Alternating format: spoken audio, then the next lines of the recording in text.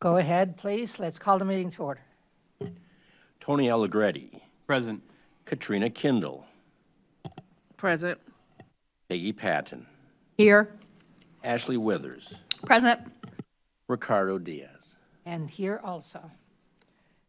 Pleasure to see everybody. Pleasure to have it if it stays on camera. In fact, today for me it's important that we record and that we leave a good record. I have talked to at least 2 or 3 of the council members and the mayor about this meeting being a key one for them to look up as they make decisions. They want recommendations, they're going to get them, I think, by directly from all of our voices and each, rather than as a little list. So we have an agenda. Does anyone have any changes, recommendations, or as Allegretti, as I was reading, a motion to approve it? I'd move to approve the agenda. Second. Ashley seconds. All in favor? Aye. Aye. Thank you. All right, so, well, I guess we should deal with the minutes first. So let's take them as a batch, November 29th and April 5th. Any questions, comments, clarifications? I wasn't here for one of them, and I was here for the other, but we canceled it. So motion to approve those minutes? I'd move to approve the minutes. Thank you. Sorry, I can Yeah, be go more ahead. specific for You the, can be specific if you want. for November 29th of 23 and April 5th of 24. I'll second. Thank you, Ashley. Thank you, Mr. Tony. All those in favor of approving them? Aye. Thank you. We have public input. We don't have public input. Our normal person taking notes from the Invisible Institute is in Europe this week. So she's not here as our public, as our regular check. So that's okay. We would have joined her, but. Then we have, a report from the team on our left. Okay. There are currently 4 citizen complaints that have been filed that are being investigated. There were 2 other complaints submitted, but they were not in our Urbana's jurisdiction. I've put together a draft for the annual report based off the last report submitted, and I believe that was November 21 or 22, I can't remember, but I used that one as my template for the new one.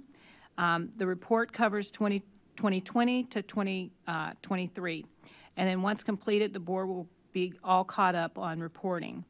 The draft is in the portal, and there are some preliminary data included, and I ask members to go in and to review and add information and feedback to the report. The office responded to 10 Freedom of Information Act requests for complaint information. That is a heavy load and a heavy process because based on what they are seeking, if they're seeking multiple years, that means that I have to redact each page, and so it is a heavy load. So 10 is a lot of time dedicated to the FOIAs, but we got them done in a timely manner because we are time bound by those. And then I will be attending the SUNA annual meeting on Thursday, May 30th, and joining me will be CPRB members Patton and Diaz and HRC Chair Panthen. And we will be talking about both boards, the CPRB and the HRC, or the Human Relations Commission and the Civilian Police Review Board, that are staffed by the Office of Human Rights and Equity, encouraging residents to join one or the other board.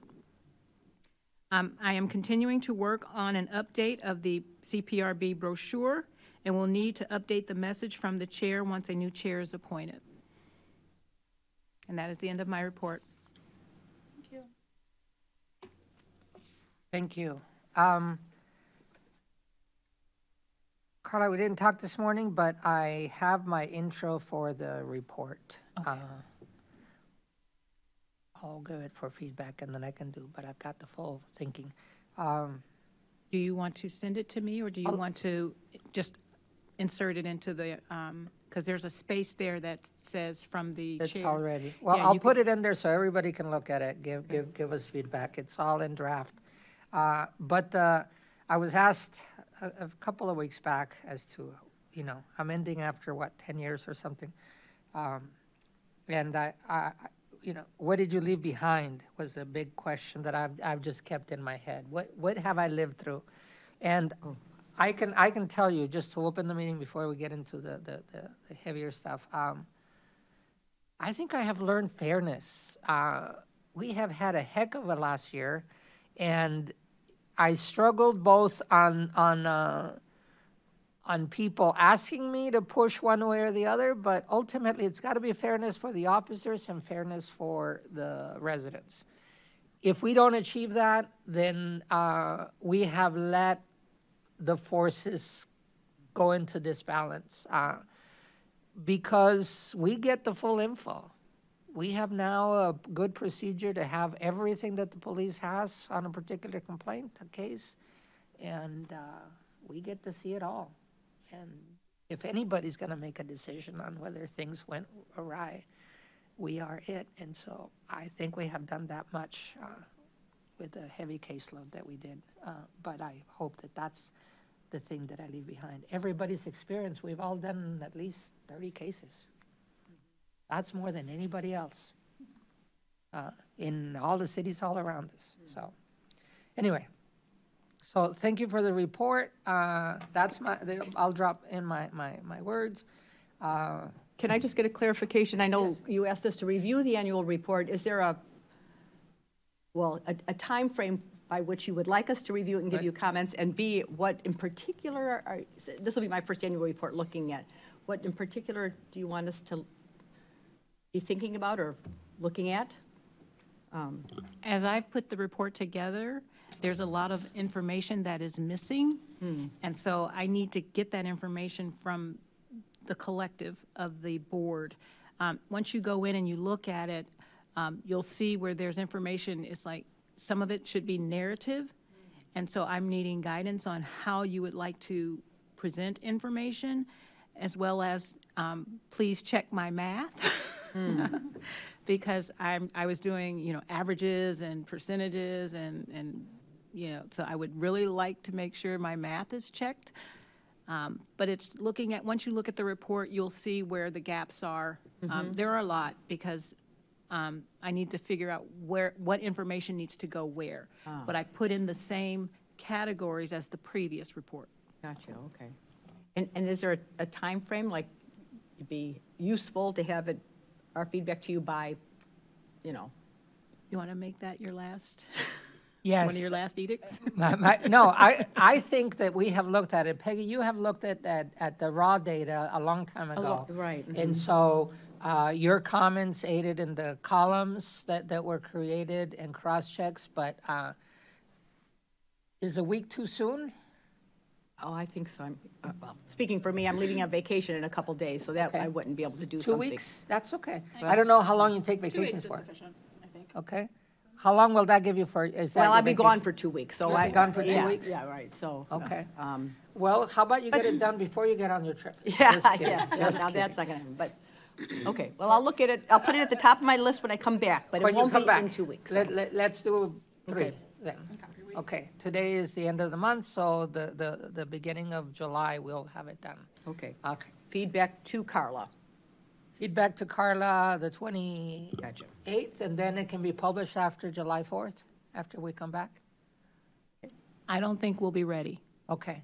Oh, because we have lots of data There's to a be lot done. of information that's not in there, and I put it in the portal for you guys to put it into the report. Okay. So you guys can work on it collectively and put in your information. If you say, I'll take this section and then put it in. Okay. And then we can do an overhaul and make sure everything is, one voice. So what you're saying is, we're not publishing right after the 4th, but we should have the processes amongst ourselves during June, so, Yes. so that in July, we can look at a more closed, You'd have a good draft, yeah. Okay, good. Thank you. All right. And as far as brochure, we talked also about having business cards for everybody.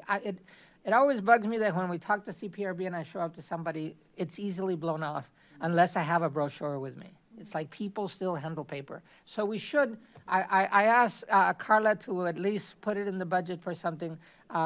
So there's one question here. Would you like a personalized one that says, you know, Tony, member of the CPRB, or we just print 1,000 copies, you know, business cards that says member CPRB, and then we hand them out. That's what I usually find myself in. When I'm in a group of people and I say the CPRB is important, this is the way to provide feedback. So you can be vain, it's okay. I feel like a generic one is I think fine. a generic Generic, one's I mean, fine. Yeah. Yeah. generic is fine, 'cause- Well, what you gonna say now, Katrina? They've already said that. Yeah. Because No. the players change, Yeah. and so if Yeah, you you add people. personalize them, then it's kind of not a waste, but it kind of is. Okay, You just have generic, and maybe a line for. your Yeah, you could name. write your name, maybe a write- phone there you number. go. Then, That's the instruction, okay? And if it's not in this year's budget, a new budget just got submitted, so maybe we can put in $100 for those. Okay? Any other comments on Carla's report? That was good, you published the week before. Let it out to the public. I think if we're gonna get flack, we might as well get it early, so. Okay, anything else related to that? Do we plan to have a table at Jetty Roads Day? Was that on the list of outreach? That is on the office's list. I think I shared earlier on that those were all the areas we were wanting to have volunteers. So I can probably be there at some point. My work is also having a table, so I will already be there in some capacity, so I can jump around if needed, so. I will update the calendar for not only through Jetty Roads, but beyond most of the summer, and share that with the members soon, probably in the next few days. And it'll be really helpful if you can decide, if you can't come to a whole event, that a partial event would be just fine to contribute some time if you're available. That's great visibility. I saw it yesterday, actually, and I saw that it was through May and a little bit, so that'll cover us and Bridges quite well. Excuse me, with me stepping down, you're down to 4, and therefore you're gonna have a lot of tied votes. Just kidding. No, we need at least one more person, so we need to put out the effort to bring in 1 or 2, 3 people would be nice, okay? I also told the mayor, I reminded her one more time that today was my last meeting, so she would move, so. Well, no. All I wanted is, hey, it's urgent. It's been on your desk for a year, so you need to bring in more people and chair and choose a chair, and we'll get to those details in a little bit, but they're related. Okay. Okay, so let's move on to item, it looks like, opposite report, unfinished business, the CPRB meeting schedule. Does anybody have any problems with those dates? Okay. No. So let's then say we are finalizing the September 25th meeting and the November 20th meeting. So just put it on the calendar, and it's funny, but now it is even more critical to make sure that everybody here is got those dates. So put them in, and barring COVID or anything else, we're good. Don't put that on your calendar, but I have people sick right now on that kind of stuff, and that surprises me, but anyway. Okay, now we're gonna do tasting review, finally. We're here at that item. Just to review, taser ordinance calls for us to look at tasers. They are prepared, they are redacted for what's gonna be put on the thing. We've asked that the unredacted pieces get left in the portal too, in case there's any other questions. But we make comments on the whole, not on the particular case, at least according to ordinance right now. So we will be looking at a couple of cases to be aware of what's going on. And I don't know whose computer is talking like that, but I don't speak that language. So I think that's it. All right. Officer Smyser, tell us what we've got in circumstances.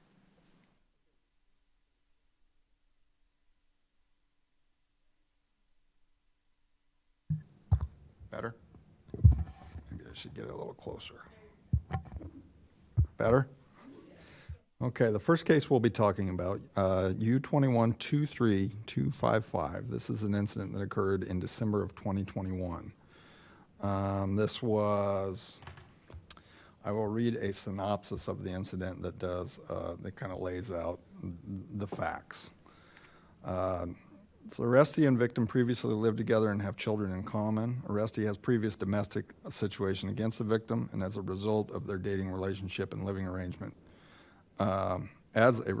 ended their dating relationship and living arrangement over a year ago. Arrestee went to victim's home uninvited and attempted to get in through windows when victim refused to open the door, causing minor damage to screens. Victim contacted police.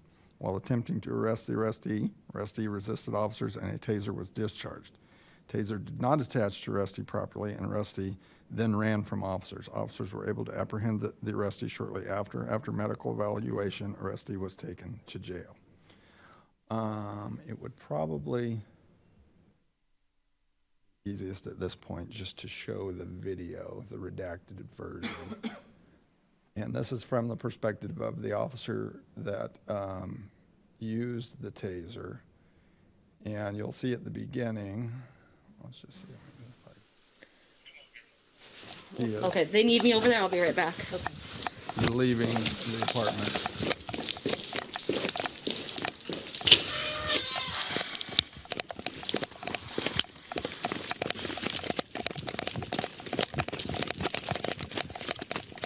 We'll take another.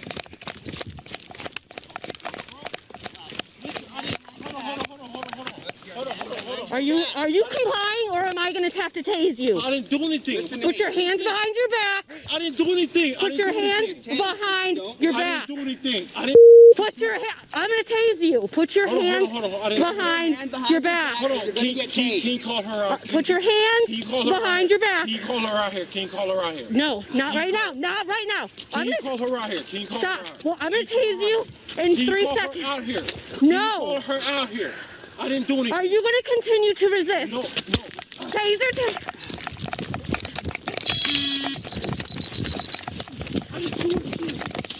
Get on the ground. Stay down. Listen, Do not move. Get on the ground and put your hands behind your back now. Can you Stop call her it. out? Can you call her out? Now. You passed us. Taser deployed. Can you call her out here? Can you call her Put your hands behind your Come back. on. Call her out here. No. Call your sergeant. Stop. I'm the sergeant. Then call And her. I'm here. Then And call I'm her. gonna tase you. Then call her out You here. are not listening. Then call her You've out been here. resisting. Then call her out here. Call her out here. Call her out here. No. I don't want to be a black man dead. Call her out here, Then please. why don't you just comply and put your Okay, hands behind your back? okay. Because you are under arrest Wait, for what? For what? What do you need for home invasion. I didn't do Trying to break anything. into the I house. didn't do that. I didn't do that. Sorry, did I get you? Bro, I didn't do that. Where's that? Call her out here. Call her out here. Please. Right here. Please call her out here. Please call her out here.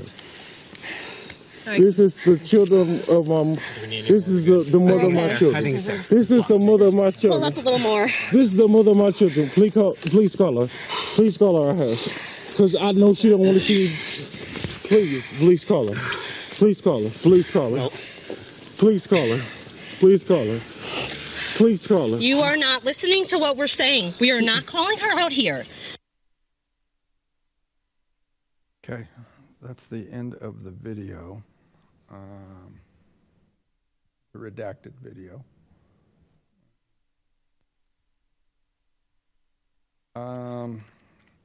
So yes, to go over it again, the taser was discharged. The discharge was not successful, likely due to the heavy coat. It was where there was no penetration. He was able to get his arms away from the officers, took off running. They were able to take him down to the ground a short time later after the foot chase and got him in handcuffs there on the ground.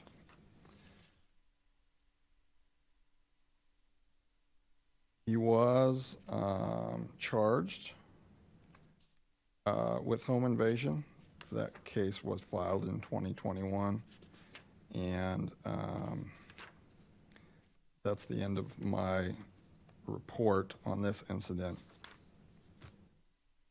Pending any questions? Detective, was a taser form filled out by the, okay. Yeah.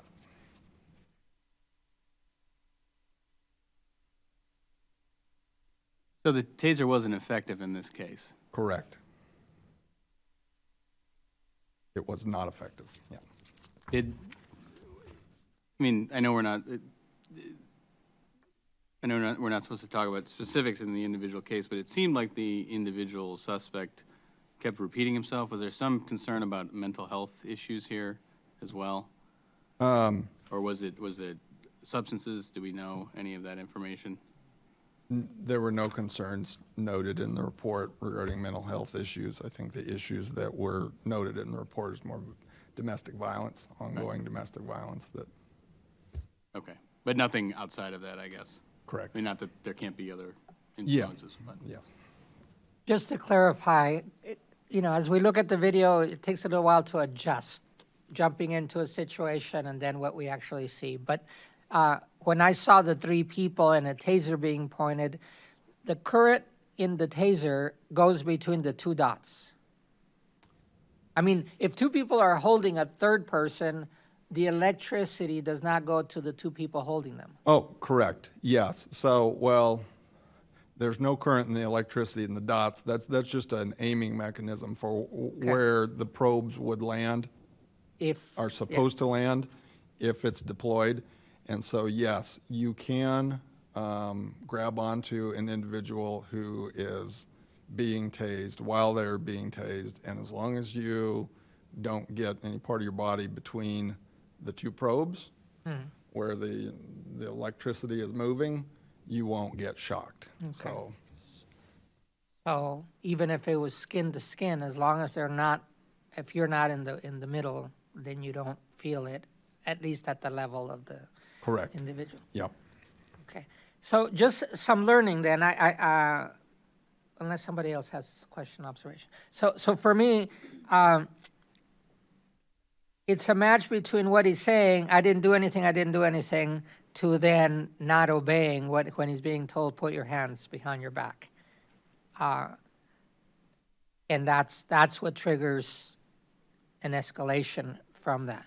Had he put his hands behind his back, then his words would have matched whatever, because you're supposed to obey even if you feel yourself innocent. Correct. It wasn't a matter of him stating that he wasn't doing anything that caused the taser deployment. It was the fact that he was physically resisting the officer's efforts to put him in handcuffs. Had the taser not been there, what happens under such a circumstance? A wrestling match. So In the rain, outside, in the dark? on the pavement, hopefully no one gets hurt. But that's what it would be, a wrestling match. Something to think about and remember is that whenever our officers are wrestling with someone, there's a gun involved because the officers have guns. And that is just something that I don't think we should forget about when you're talking about someone who is being not just non-compliant, but physically resisting. Is that if you have to physically wrestle with someone or fight with someone, then there are always weapons involved because the officers carry weapons. And then the next concern would be, are there other weapons that they don't know about? In this case, there were not. There were no weapons or anything involved, but so. I just want to mark that just because for me it was a big learning thing. Without the tasers, there could be a worse escalation. Yes. And I had a quick question about just kind of what led up to this incident, and it's been a while since I've read the full report. Did he leave the scene and then like come back? so Or what was kind of the sequence of it? Sorry, we were that's- called, she called, said he was trying to get in. Yeah. And he was leaving when the first officers arrived and found him in the roadway out front and started talking to him. The officer who the video is from went to the residence and began speaking with the female half. And while she was talking, the reason she stopped, she has an earpiece in, and the other officers are saying, he's resisting, we're trying to put him in. And so she turned around and ran to their location. Okay, some procedural on this case, and I don't think it involves Officer Meiser today. Number one, we have the videos in the portal, but we don't have the TASER report there that I can see. And officers' report, we used to have them. Did we change something that I missed? Okay, so the documentation, we have the videos there, including the redacted copy. But in the portal, under open cases, I only see the videos. I don't see the documentation related to this. So I'm marking it, and I'd like to be corrected if I'm just not seeing them. But the next comment is, I think, one that rests completely with us, and that is, we have a TASER log and a TASER discharge log in the folder. Neither one has been touched for a while. And so this particular incident, I didn't see it as I quickly went through the log. And so I need to look at it in more detail, but that's the part of the triangulation that we have good documentation and that we don't have to go to leaving anything open on that. I know, Carla, you're giving me a face, and I'm in the portal right now, and that's why I'm trying to catch up. TASER case is open. They're not there because this one is a little bit older, but as we look at TASER review documents, I don't see this 255. Bless you, bless you. Thank you. So, Yeah, I mean, it was a while ago when I looked at it, because, this was Yeah. back several months ago, and I had no trouble finding it. I can't tell you where I found it, but Okay. I had no trouble simply because you were very clear on where, the portal has so much information that you were very clear about where each case was. I mean, gave us the line, how to find it. So I imagine we could go back and look at that back in, would have been January or November, Yeah, when we're we were supposed to see preparing for this this in meeting. January, Yeah, yeah. that's right. okay. It's a note. We can correct ourselves, and that's okay. It's just that she saw it and I didn't see it. It's because she saw it. It was there. So anyway. All right. Any other questions on 23-255? Comments?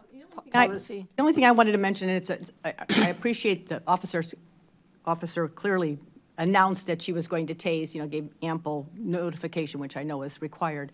But the visual of it was darker than most of the videos. I mean, most of the nighttime videos you can see quite well. This one seemed especially dark, and I don't know if there was something different done about recording it. If it weren't for the fact that you could hear an audio, you would really have a hard time, tracking what was going on. So that's just didn't know if there was something different. The other TASER videos I had no trouble seeing, but this one was kind of feeling around in the dark. So the cameras, this was the first generation camera that we had. We just recently got a new body cams, but they are all set up, having worked through the process of purchasing them. The manufacturer set them up in such a way as to, obviously cameras can do great things these days, but one thing they don't want them to do is to provide a perspective that is unnatural. So they don't do infrared or what's the word?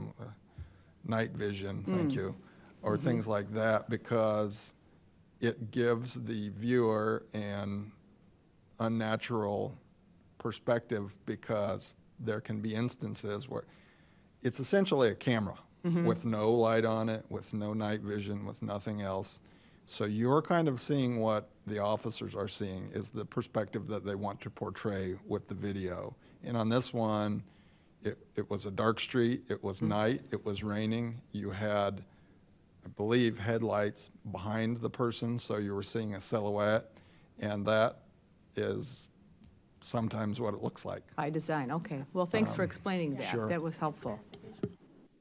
Detective, I had one other question. Did the reports indicate how they were able to gain compliance or what changed? Because obviously the taser didn't change anything. Catching him and tackling him to the ground. Okay, and they just weren't able to do that before, or? No, in a standing position, they weren't able to get his hands behind his back, and a coat with long sleeves and handcuffing is difficult, and he was able to slip his hands away and take off. But on the ground, Oh, so he had the coat off after, is that what we're? I don't believe he did have the coat off after. I just think when you have someone pinned to the ground, they can't move forward, unlike when they're standing upright, they can still move forward to the left, to the right, and so on. So it was just a matter of getting him in a more advantageous position for cuffing, anyway, that they were able to get the handcuffs on. All right. Any policy recommendations? Anything of that sort? We'll move on to the next one. Now corrected, Carla, your face was correct. Now I'm on the right log, and they are there, and it says ready for review. The only one that still says ready for review, not that I want to be right, is 26, U21, let me see, 10826. It says ready for review, but it's older than these that we're seeing today. So are we closing up to now without ready for review? The correct number right now The ready says for review might be U21 10826. U21, give me the number again. U21 10826. 10826. Okay, I can take a look at that tomorrow, and if we're ready to go for the next meeting. That would be good. I can get it Because ready. we do have several others that said not ready pending CRT, which is court.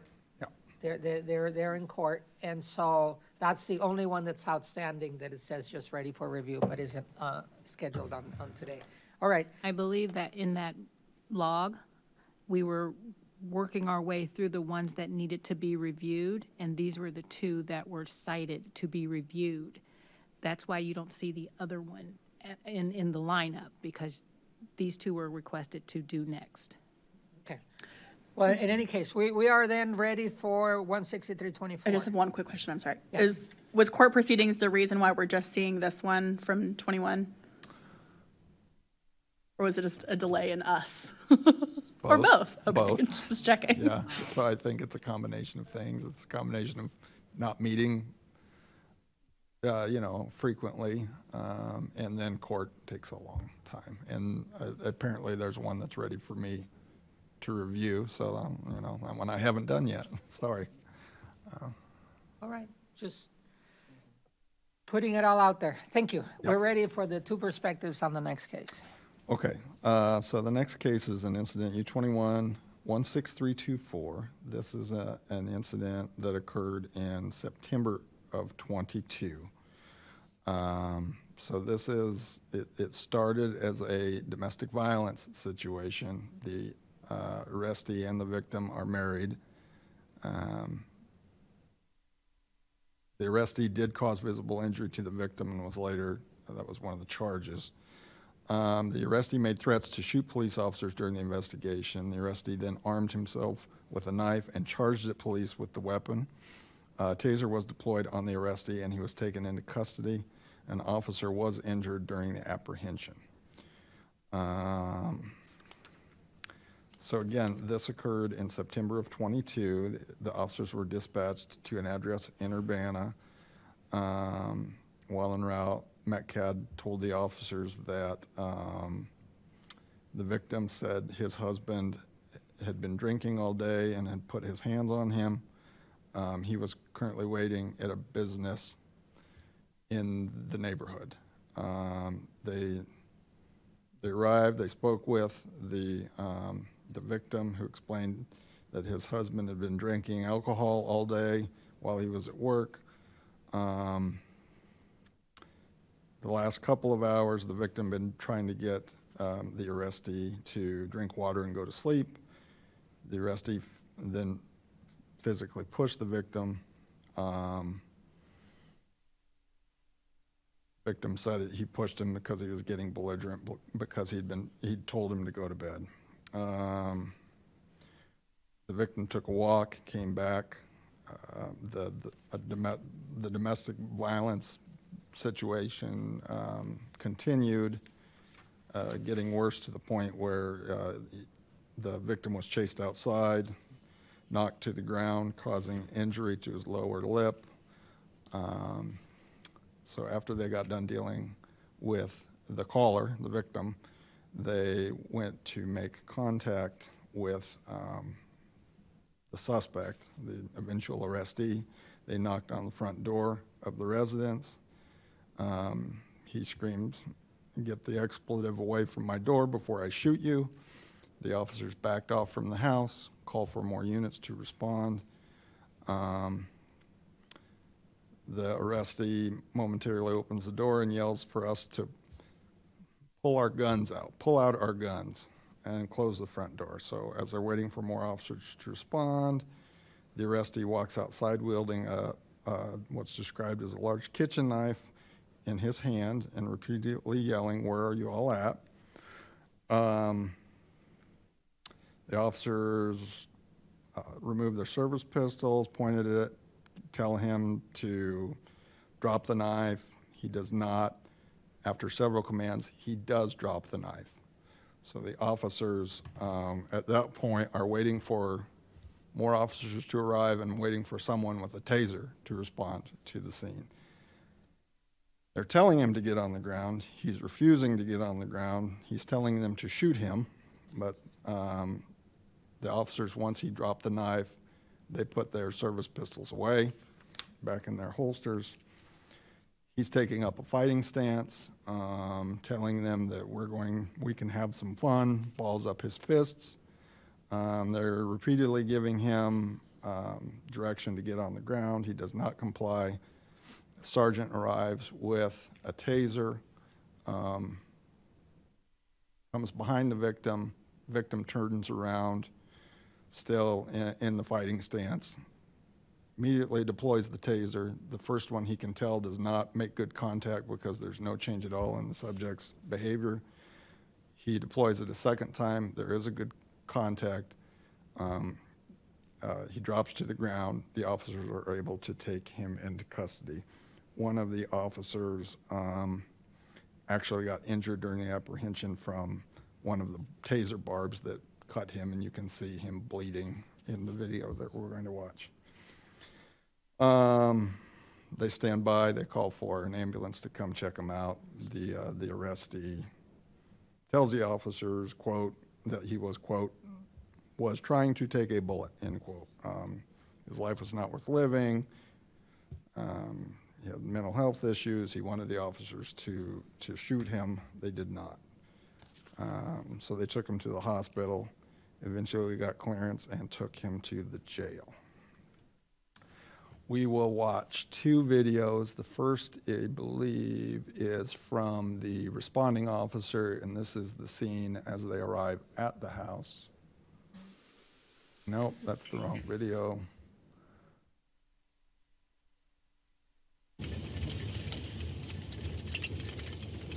That's 214. Yeah, this should be good.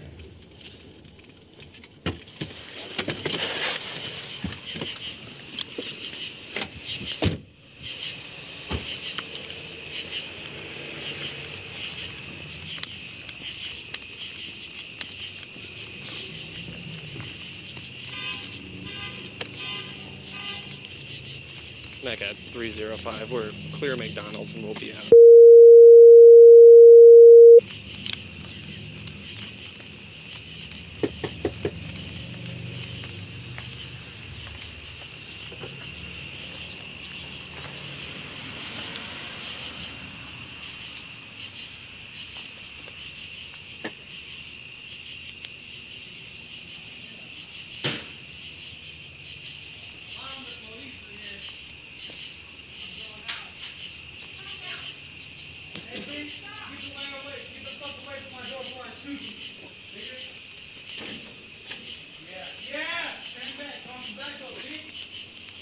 He's got a 32. Yep.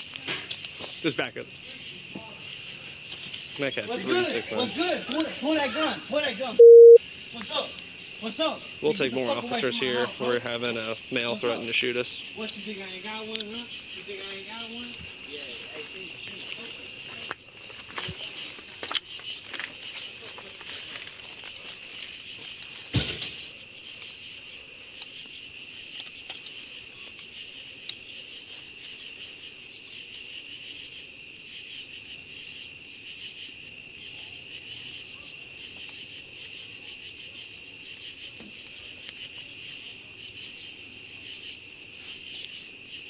Ten 4, we retreated to cover.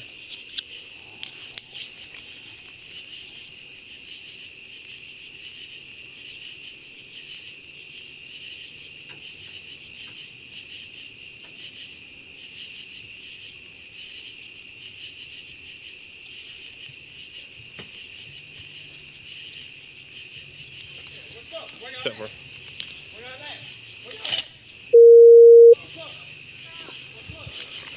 Drop the knife! Drop it now! Drop the knife now! Drop the knife! Get on the ground now! Get on the ground now! Get on the ground! What you gonna do? Shoot? Get on the ground right now! Get on the ground! Get on the ground! Get on the ground! Shoot me? I ain't got nothing on me. Get on the ground!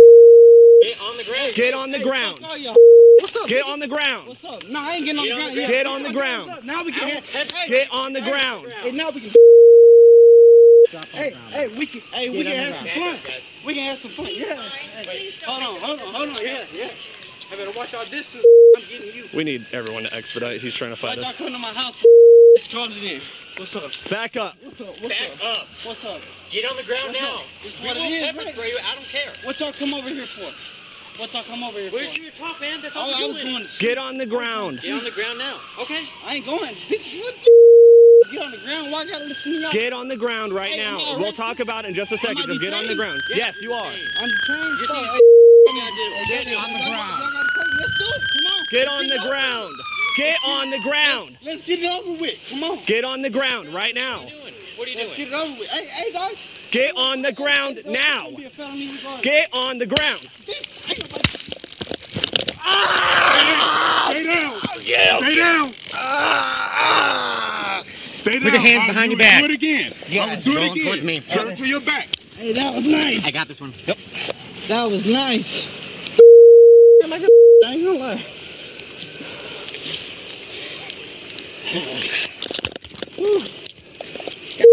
This ain't no joke. Fuck y'all.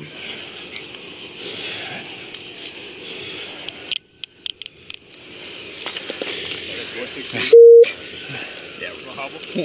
Yep. I gotta leave now. Roll to the side. Okay. Just hold them towards me here. Y'all are great. Y'all are great people.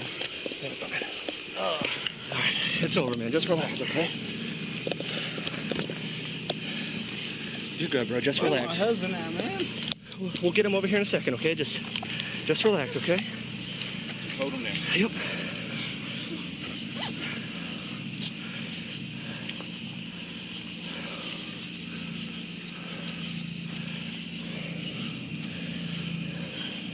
Crane, you got any towel in there?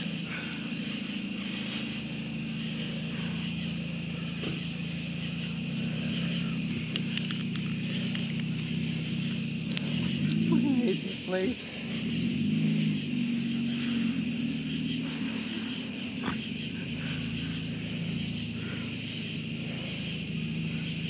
Mom, make sure they bail me out, all right? If I get one. Hey, dude, that taser was crazy. I'm just trying to make light of this. No, I get it, man. I get it. Yeah, I get it, man. Man, I just haven't been feeling great these couple days, man. You're good, man. Sometimes things just get a little carried away, okay? Tough day, bro. It's over here in the grass. Sorry about that too, man. I was like trying to take a bullet, man. No, we don't want to do that to you, man. trying to do that, man. Just breathe for me, all right? I'm trying. I'm gonna get your flashlight. Okay.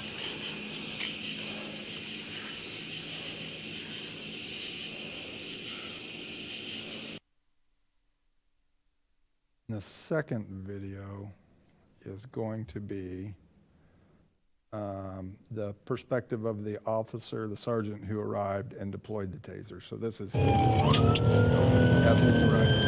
This one's a little shorter.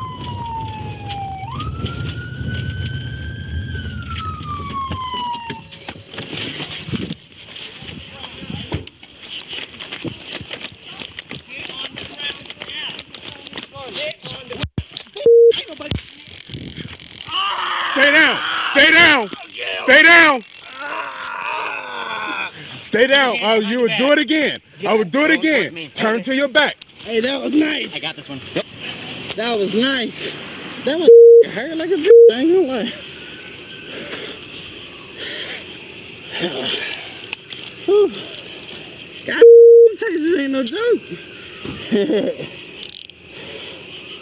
Yeah.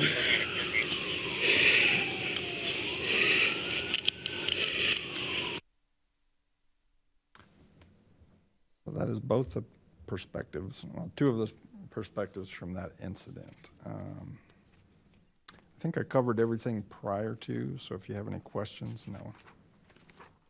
How common is it for 3 patrol officers not to have a taser on them? It vary. Is we that, have- I mean, are they just not getting the training done in time, or is it the lack of the device, or is it just? Lack of tasers. Okay. We only have 14 currently for the entire department. So. But there's, how many patrols at night?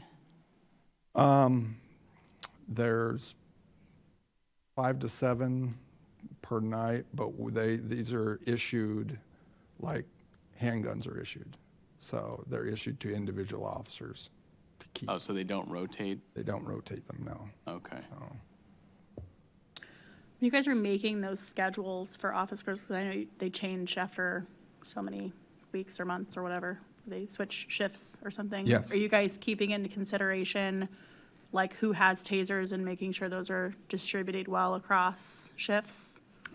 No, because there is, we set the bar pretty high for people who are allowed to carry tasers. And that's one of the things that cuts down on our ability to, well, the biggest and number one thing is we just simply don't have enough. There's 14. But we're not allowed, from a administrative perspective, to keep officers from signing up for, it'd be a violation of collective bargaining agreement by telling people they can't sign up for a certain shift because they have certain equipment assigned to them. Okay. So, But there's at least usually one taser on each shift, in theory. in theory, yes. Okay. Thank you. Before we had tasers here, they had to wait for somebody from another jurisdiction to come with. County or something? And I remember one of the motivating factors was that, I don't know why, this picture of the video downtown Urbana, there's a guy with clearly mental issues, and they, you know, he's egging them, and they have to wait because they know getting close would create a worse situation. So, Ted, can you maybe walk through why they didn't use OC spray in this situation?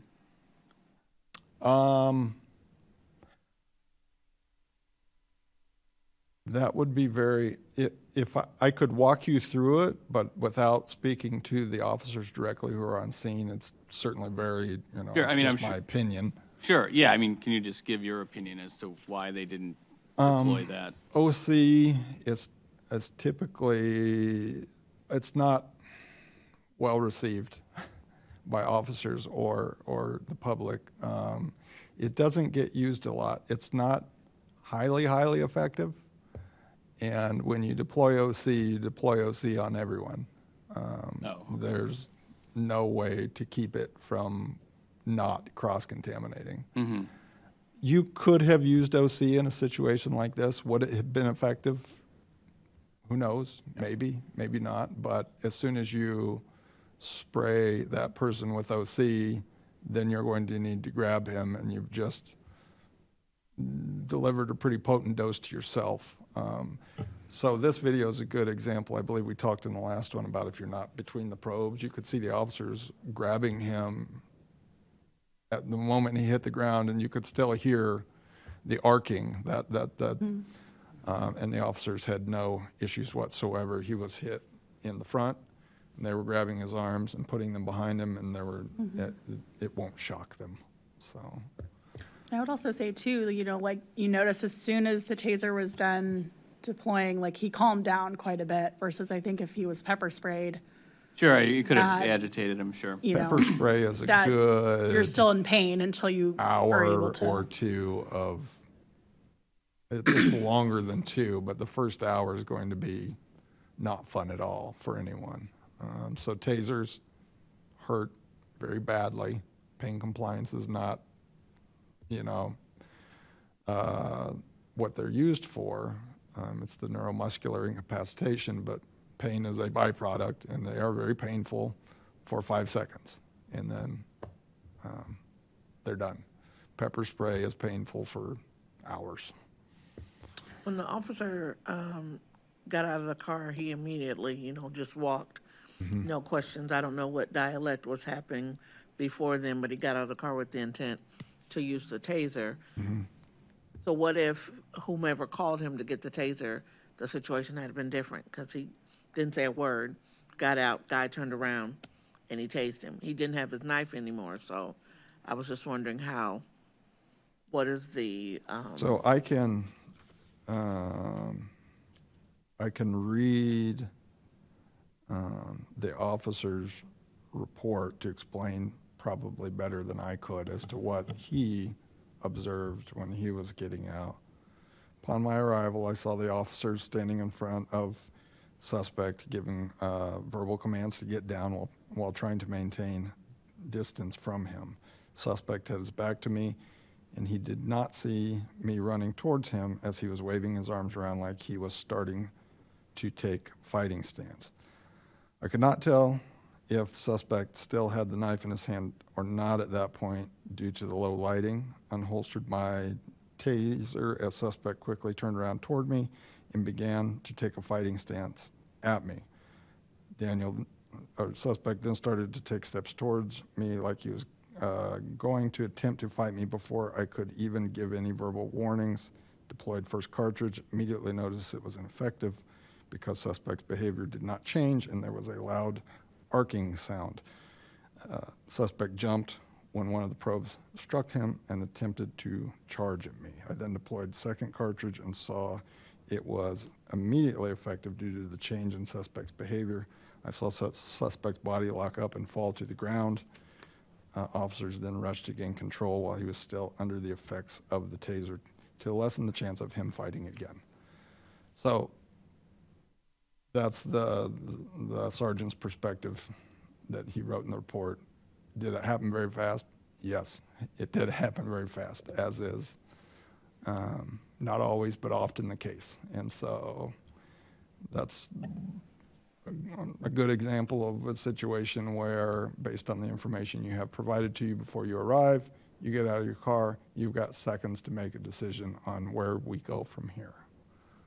Because in his narrative, he said that he charged him, but in the video it just showed that he turned. And once he turned from being with the officers... Do you want to watch it again? No. Okay. I'm just saying, in his narrative, he said that it appeared as though the person, the victim, was charging at him. But when you look at the video, he was waving his hands in front of the two officers and turned around, and immediately when he turned around, he was tased. So I don't know when that split second, but everybody's definition of charging at them could be, you know, it's a play on words. It just, you know, from outside, if you say, oh, he charged at me, you're thinking he's moving, and he didn't. He turned and was tased. So that's a little concerning, but it happened a while ago, and It's just, maybe just tell them, watch your wording, because if you're being, if we go over it, someone could say, you said charged, but he turned. So that's just my perspective. Thank you. I'll make note of that. In situations like this where clearly it sounds like mental health and alcohol were in play, do you guys make any suggestions or referrals to organizations that could be of help to this individual so that hopefully this doesn't occur again? From a police perspective, in a situation like this, no. But the referrals are made to the victim of the crime, so domestic violence information would be given to the other half. Okay. In the arrestee's case, that very well may play out in the court system. Okay. And this would be the beginning of a very long process of making its way through the court system. And maybe Mr. Allegretti could speak better towards how that sometimes plays out when you're working through the court system as far as substance abuse counseling and those types of things that can come about as it's working through the courts.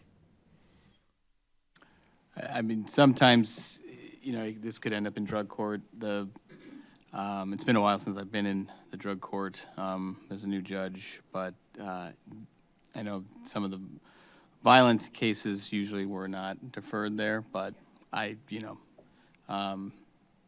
and usually it's not alcohol. It's usually, you know, other controlled substances. So, yeah, as far as speed, sometimes they go fast, sometimes they go slow. It kind of depends too, but. And I do know that, I remember you said that this gentleman went to the hospital. If that gentleman did go to Carl on alcohol intoxication, I know that the social workers there would try to make a SAS call, get him into the pavilion if possible. If not, another substance abuse place. There's also resources.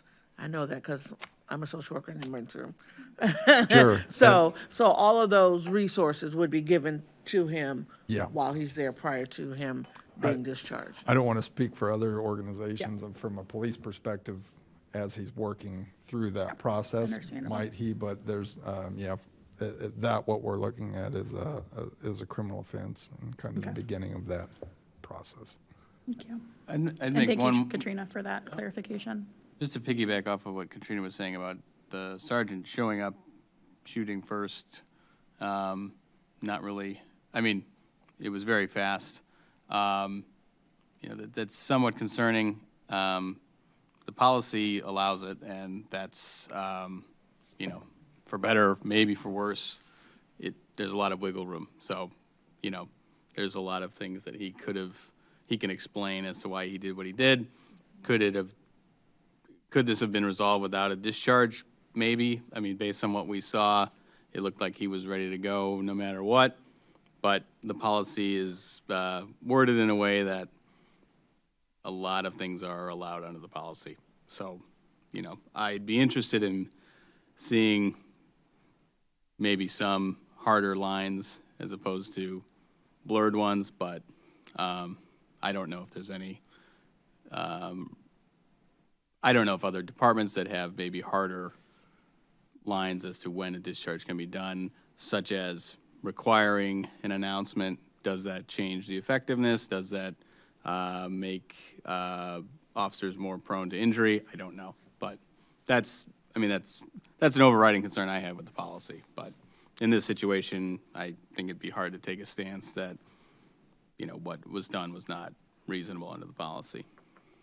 The hard part for me out of a policy based on real life situations, number one, there is no replay that you can play the alternative.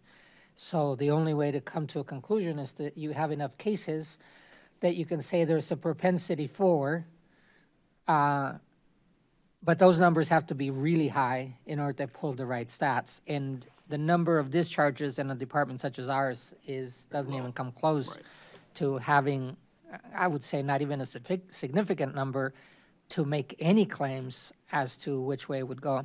But coming back to policy, a reminder to everybody,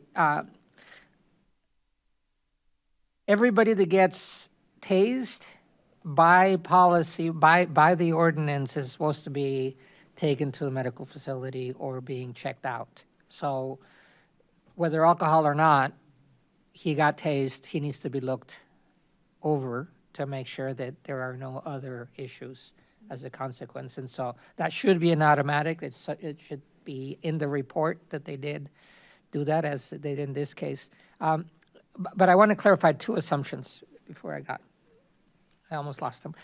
One, on the part of him, of the one that received the taser, it's whether people obey the police or not when they're being told, in this case, put yourself on the ground, I don't know if people realize that they are being ordered to do so, and not complying is already giving permission to the police to do the next level. I didn't have that perspective before. You know, I'm not a lawyer, but I often will cite rights, and I always want to have the reasonability of it. In that particular moment, I realized, and our deputy chief, at one point, we were in some kind of training, and after 8 years of being on this board, I learned that if a police officer says, get out of the car, I have to. I didn't know that. Even having sat in this chair for so many years, I thought I had the option to stay in the car because I didn't do anything wrong. And I had shown my papers. And we were going through a training video that you guys had been being trained on, and the situation got really, really bad because the guy wouldn't get out of the car. And so I realized for myself, and I often forget that I'm brown, but I know that sometimes plays into it, I need to obey. If something's going to happen, it's going to happen. I don't want it to happen because I aggravated it by not complying. And if something bad happens to me because I complied, well, I have friends, right?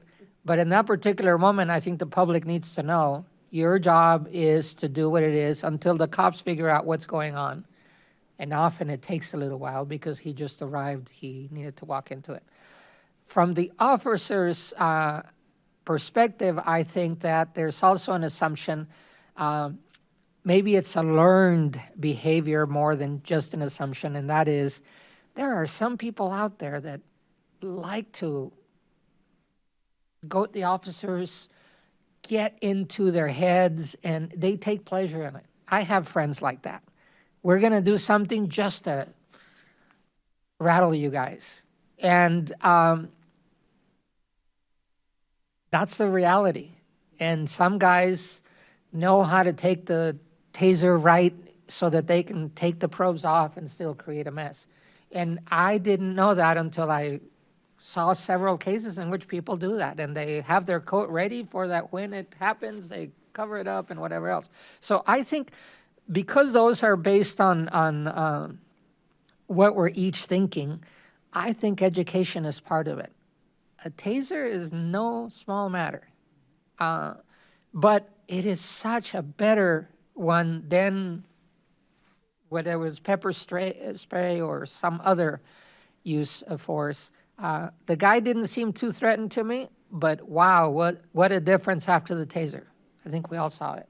And so for me, I don't know when it's proper. I don't know. I've never walked into too many situations like that, but I know that better a taser than the next step up. And in this case, it worked enough, at least from my point of view right now. So anyway, I hope, I don't know, my last question is, do we have any policy recommendations? You voiced one or two on this side as observations. Is there anything that we would recommend that should have gone different or that the policy did not cover?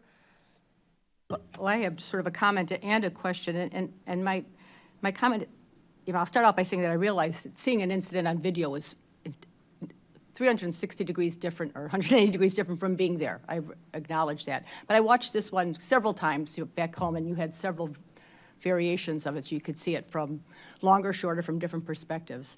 And it was clear to me that the arrestee was, clearly under the influence. It wasn't so evident in the one you showed us here, but flailing about like he could hardly stand up straight. And once he threw the knife on the ground, I just thought, oh, this guy's not even going to stand his 2 feet long enough to move anywhere. Which just led me to wonder if using a taser was really necessary, given that there was 2, 3, I don't know, at one time I counted 4 officers on the scene.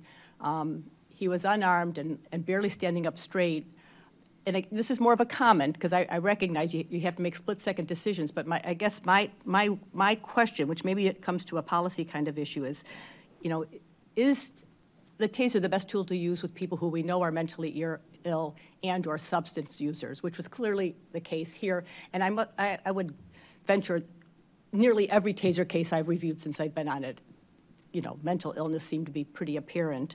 And are we, meaning the Urbana Police District of Urbana Police Department, considering enough alternatives to the use of taser as the tool for compliance? I mean, whether even if it's discharged, and I realize that strikes a lot of fear into people. I know we don't discharge it hardly at all, which is to our credit, but even displaying it instills an awful lot of fear and trembling on the parts of the victims. And I guess I worry that we're using it as the tool, the only tool, the best tool for compliance, when in fact maybe some of the older methods, I'm not saying pepper spray, but physically, in this case I thought, gosh, those 3 police officers I think could probably each take them by the shoulder and just put them down. And I know that's a judgment call, because as you said, if you get into a wrestling match, guns might, but I don't know, are we jumping to the use of tasers in cases where they're not necessary and in fact maybe exacerbating mental illness, suicidal thoughts? It does the job, but at what cost? And are we avoiding other means? Like I said, that's, I guess, a larger rhetorical question, but it does concern me. And you can answer that or not. The other question I had, it didn't show up in this one, but in the other videos we looked at, it took about 15 minutes for them to remove the taser probes. I think they didn't have that tool you needed. Like I said, it didn't show up in this video, but in the one we had in our portal, I think it was about 15 minutes before someone could locate a taser removal tool. Is that common, that it would take that there wouldn't be a taser removal tool among the officers? I mean, was that, I'd never noticed that in the other taser videos, that it took that long for someone to come and actually take out the probes. No, it shouldn't be common. Those tools are kept in the supervisor's cars. Is it possible that one got misplaced and it took longer than it should have? Yeah, it's possible. I'm not sure exactly what you're talking, which case Yeah, it didn't show up in the one you showed us, but we had about 5 videos we looked at, and it took 10 to 15 minutes. They didn't have the taser removal tool, but so he there. The longer they sit in, it's real. I mean, you wouldn't want to keep it in overnight or anything like that, but it's, essentially what is going to happen is they're going to get yanked out. They're probably going to bleed a little bit. You probably get a little bit of some type of, what's the word I'm looking for? Some type of antibacterial ointment over the top of it, and a Band-Aid is typically what is put over the top to keep it from bleeding anymore. Your first question, I don't know that I agree with you that they're used frequently, judging by the numbers, and I don't have the numbers in front of me. It is not, well, as you know, taser deployments are pretty rare. Taser displays are, frankly, not that common either. I would, I'm going back through the use of force in my head, and we have new reporting software that we've been using for a while, which I've been pretty involved in the implementation of, and we're kind of trying to fine tune it and dial it in and get it really where we want it to be. And it can do some things for us, as giving me snapshots of usage types, and that makes it real easy to look at. By far and away, the number one type of use of force in the department is what we call empty hand soft. And there are two types of empty hand soft, empty hand hard. Empty hand soft is essentially what you'd think of as wrestling with someone using soft techniques, pressure points, joint manipulation, physical strength, holding someone down. That's empty. Empty hand hard would be strikes, punches, kicks, very, very rare. Empty hand soft and actually pistol points is the second highest use of force. Taser displays pretty low down there. It's not, you all see them all. That's true. And that's all of them. And so you're talking about 20,000 calls for service a year, more or less, more than 20,000, roughly 100 to 150 of them involve use of force. Actually, now that I'm sitting here thinking, I think pistol points is actually the number one.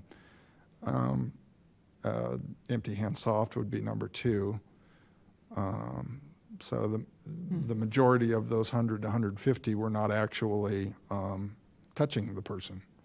So we're pointing something at them. We consider anytime we display one of our weapons or tools to try and gain compliance from someone, that's a use of force. So a pistol point, taser display, OC display, baton display, those are all displays, but they don't involve actually touching someone. And so, no, I don't know if at this point I'm just rambling or if I've answered your question. No, you are. I appreciate your thoughts, because you have a much bigger picture, so I appreciate that very much. And then just in closing, it was quite clear that the officers extended a great deal of compassion and empathy once the arrestee was subdued, and that's extended over a period of time, because, like I said, they were waiting for 15 minutes for this tool, and there was a lot of dialogue going on in another video that I saw, and I think that says a great deal about the officers, that they treated the arrestee with great dignity and respect once he was subdued. So thank you. I would agree with you on that, and I do, having reviewed all of them, because we have a multi-level review process for all types of use of force, and the lieutenants, of which I am one, do all the secondary reviews. So anyone in your division, me and another lieutenant, cover the patrol division. That's the majority of the use of force that occurs. The only other division is the criminal investigations division. They have a handful a year, but not as many as patrol. That being said, myself and another lieutenant review almost all of them, and that is something that I see quite frequently, is that the officers are able to de-escalate. As soon as the objective is accomplished, the person's in handcuffs, no one is, at risk of harm anymore, then take it back down. Yeah. And I appreciate that about our officers, but that is something we are also looking at as well, because if it's not occurring, then it will be corrected. Thank you, Lieutenant. Good. Then to close off the taser reviews, Lieutenant, I must say that I have been here for the whole of the taser implementation, writing, and I say it every chance I get, but for me, it's true. This is such a better alternative than to have what the next option would be when somebody is not complying and there is reason for danger. So there aren't as many displays because once we wrote it in the ordinance, but it's also in the form. Tasers are not supposed to be a threatening weapon. That is, displaying one means that they have an intention to use, but then it might get de-escalated. And I think that's important because, and maybe, once somebody has suffered a taser, they know. So maybe it should be a threat, but if right now they are not encouraged to be a threat, that is, there shouldn't be that many displays because they're not encouraged to be used as such. So in any case, thank you very much. And I imagine, I think we had a discussion on this after last meeting, but you're going to be our regular presenter on this. It got put on your portfolio. Correct, yeah. Okay. Other duties is assigned, and this All is right, one of yeah. them for me. So. Yeah, we get them too. Well, thank you very much for the presentation. Certainly. Oh, I will add, Mr. Allegretti, one thing you brought up 6 months ago, I think, was you were curious as to how many, when we're talking about displays, how often does the display work to bring that down? We took that under advisement and actually added that to our use of force reporting for all of the displays, pistol point, OC, baton, taser. So one of the questions that will pop up on this kind of interactive form as the officers are filling it out is, and when you click on the taser display button that's the type of force that was used, well, then you'll get a pop-up question that says, was it effective? Now, again, that's subjective. It's based on the officer's perspective, as a lot of the questions are. But as you noted, Mr. Diaz, it's a small sample size, so we really need, in my opinion, to spend some time before we get a large enough sample size to kind of make a determination as to what are we seeing here. I don't want to make a determination as to whether it works based on half a dozen times. So it might take a few years to really gather a big enough sample size to go, what are we seeing here? Are we seeing 2/3 of the time it work, 1/3 it doesn't, 25, 75? And just thought I would share that. That's something we're looking at. Okay. I'm surprised the manufacturer isn't selling you guys on some sort of data point like that, but with a wider pool of data from. They very well might be, but you always, manufacturers of anything, not just tasers, will tell you whatever it is they think you want to hear to get you to buy their stuff. Right. So. Capitalism. Yep. Yeah. If nothing else, then I guess I'll. Thank you very much. Thank you for your time. Oh, it's in here.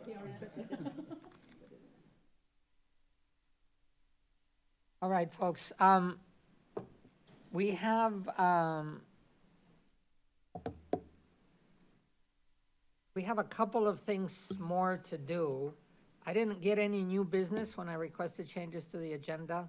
And I had one, and it's in my notes that I'll pull out in just a minute, that somebody had asked for. But we basically have two things to do: the update to the ordinance and just a follow-up on the suspended cases, which is actually part of also the updates to the ordinance suggestions that we have. But I want to see from the minutes, is there anything new on the suspended cases? We've talked about them several times, Carla, but I don't, as I looked at the minutes from the meeting that I'd missed, you had reported on the cases. We had one in particular, I think, that's what I it did was. go back and look at all 12 of the cases that were in the report, because there was some lost in translation of what was actually suspended versus what was not a suspension. It wasn't a formalized suspension. And so I went back and I read all the documents. I'm like, I need to follow and figure out what is the end of this case. And so I have, I think there were 4 that were actually suspended. One in 2020, and then there were 5 additional ones, but they had, either they were concluded or it wasn't a suspension, it was something different. 2 of them were unresponsive requests when the office would request information from the complainants. They were unresponsive. And so those, after several attempts, those cases were just closed. No, there were 3 of them that way. And then 2 of them were actually, I found that they were actually, the official response was proper conduct. Proper conduct. And then in 21, there were 2, and the complainant was incarcerated, and the timeliness of the complaint was well beyond the time frame for any complaint to be submitted. The date of the incident was 10/2/17, and the complaint was submitted, 1 in 5/29/23, and then 1 in 8/7/21. So they were well beyond the time frame for complaints to be accepted.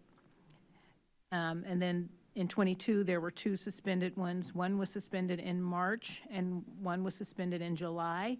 And in 23, there was a complainant was unresponsive to requests for information, and there was additional one that was suspended in May 31, 2023. So, thank you for the summary. When Carla and I started looking at this, maybe 6-8 months ago, I don't know, but it was last in this year, we basically said, this is something that's been there in the background. We haven't paid attention to it. We need to find out where the cases are, and we need to, after we went through enough detail, we said we need to have rules that are both reasonable but also fair to the person that could have filed a complaint. So one of the items next coming up is what rules do we have that we can then abide by, because right now the research has been made. And in fact, I would suggest, Carla, that this is part of the 3-year report. 1, because it was a lot of work, and 2, because we don't want to leave anything pending. Every item that is already closed for good reason, and we should have recorded as such. And the ones that are not, that there's still information, floating, things are in court, whatever else, we need to keep our eye on it. And we could only do this through Tom and Carla, because we don't have that kind of info in court, when did it finish, whatever else. And the last category or my comment related on this is, there do need to be procedures as to who asks the questions, but especially council will have to define when is a case suspended by whom. It's not clear right now, and so I'm jumping to the next topic, but it is one of the questions. A lawsuit, just like in our regular cases or even tasers, when it's in court, it's going to be pending for a little while.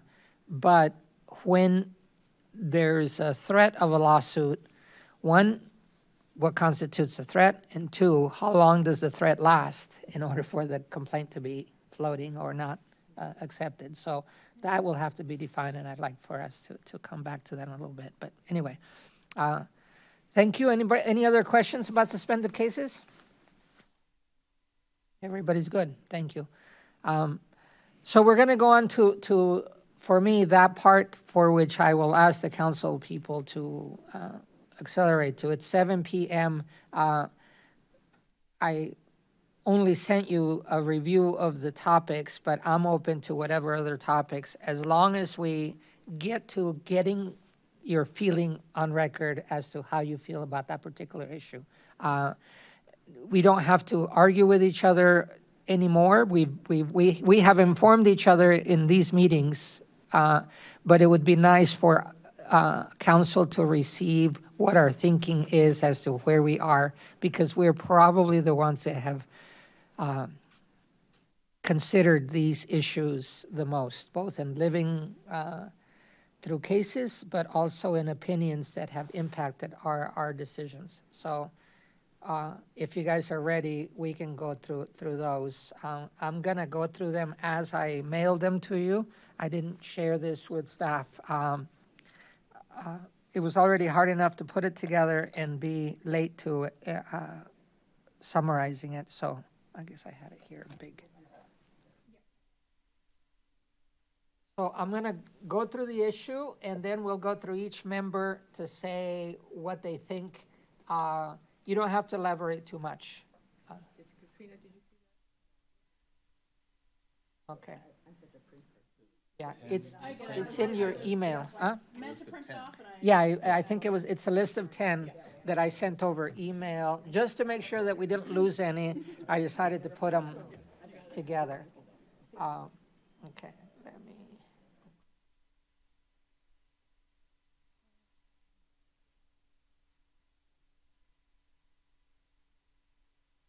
So I made a list of 10 issues that were most relevant, but maybe as we go through, we'll get opinions. The first one is what we're in shorthand calling first-hand account. That is, the ordinance presently talks about a person is allowed to put in a complaint, to report a complaint when they have when they were there, basically, is what it says. Which 30 years ago, it was very clear, but in today's world, it's been changed. So the discussion has been around use of video by a person. But the first question is, are we satisfied that the person must have been a witness there in person or through their own video camera? And so that's the easiest question, I think, that I want to pose to you guys. And then we can get into the use of video for other purposes. So if my question is correct, is clear enough, a person should be there in order to be able to put in a complaint. Situations where someone has a video, they're there, but perhaps they step away or they're sleeping, but the video continues to pick up. I thought that's what seemed to come up quite a bit in our appeals. A video was in the house of the person filing the appeal, but the person wasn't. But it's their video and their camera. Right, but they weren't witness to the thing. They wouldn't have known about it had the video not picked it up because they were sleeping or eating or otherwise occupied. Yeah. So. And I'm comfortable saying the use of video because it seems to me it gets used in other police support cases. I mean, it's used to support other kinds of cases, and it makes sense to me in this era. I mean, you know, maybe it has less strength than an eyewitness report if there were conflicting reports, for example. But I would absolutely be in favor of using video, including that in first-hand account.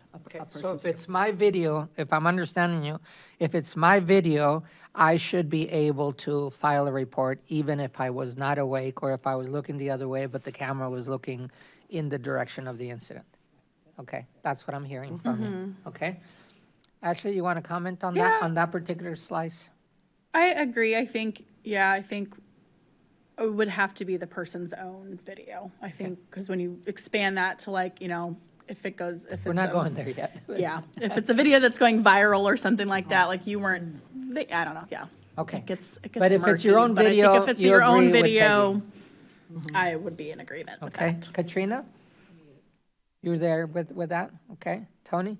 Yeah, I support what Peggy says, and I think we've discussed this in the past at some point about giving the board its own authority to review a video or a case that maybe doesn't have a complainant for some reason. Someone is not wanting to come forward. They're concerned about making a complaint, whether it be intimidation from the department or other individuals involved, that, you know, if the board were, if there was some mechanism or if there was a complaint submitted that based solely on a video, that the board could vote to take it up. So as maybe a secondary, I mean, or maybe I guess you'd call it a safety valve that, if there isn't a complaint, the board can take it up. Like if there's some viral video, let's just say. I think you went beyond the first question, so I want to make sure to record your thinking. Are you in agreement with Peggy as to if you own your video? Yes. That should be right. Okay. Yes. Then you went on to the next one, and I didn't cut you off because I wasn't sure where you were. So, and I am also in agreement, if it's your video, whether I was looking the other way or not, you can make a complaint on it, and we recommend that be considered as firsthand account. Okay? All right. So we have other situations, and Ashley was bringing one, and you're bringing another, so I want to make sure that we cover those. Just to hear your point of view, it doesn't matter necessarily that we agree or not, because we're not making a list of recommendations that concisely. So you're saying, if I understand you, Tony, that there are times at which a video, even when it doesn't have a person filing a complaint, ought to be considered by this board? Right. I think if the board vote, we can, maybe it's by a majority or simple majority, to review it, we can ask the department to conduct an investigation, just like they would any other complaint. Okay. So I'm going to put that as something to consider. I only bring it up It's because just it was. that I don't have, I can't remember where in procedures we would insert that. I remember, and I think this is when we first started talking about firsthand account, that it was discussed as a way to, a question was posed like, well, why can't the board just, on its own accord, bring up or I review an remember issue? the meeting Yeah. with Mikhail, in Yeah. which he's the one that Right, posed it was a long time ago. Yeah, yeah. But I just wanted to restate it again because I thought that was a good safety valve for Okay. reviewing cases. And I would imagine those are few and far between, but just in case. Okay. Any other comments on that particular suggestion, that the board ought to have the authority ought to be able to consider a case based on video even without a complainant?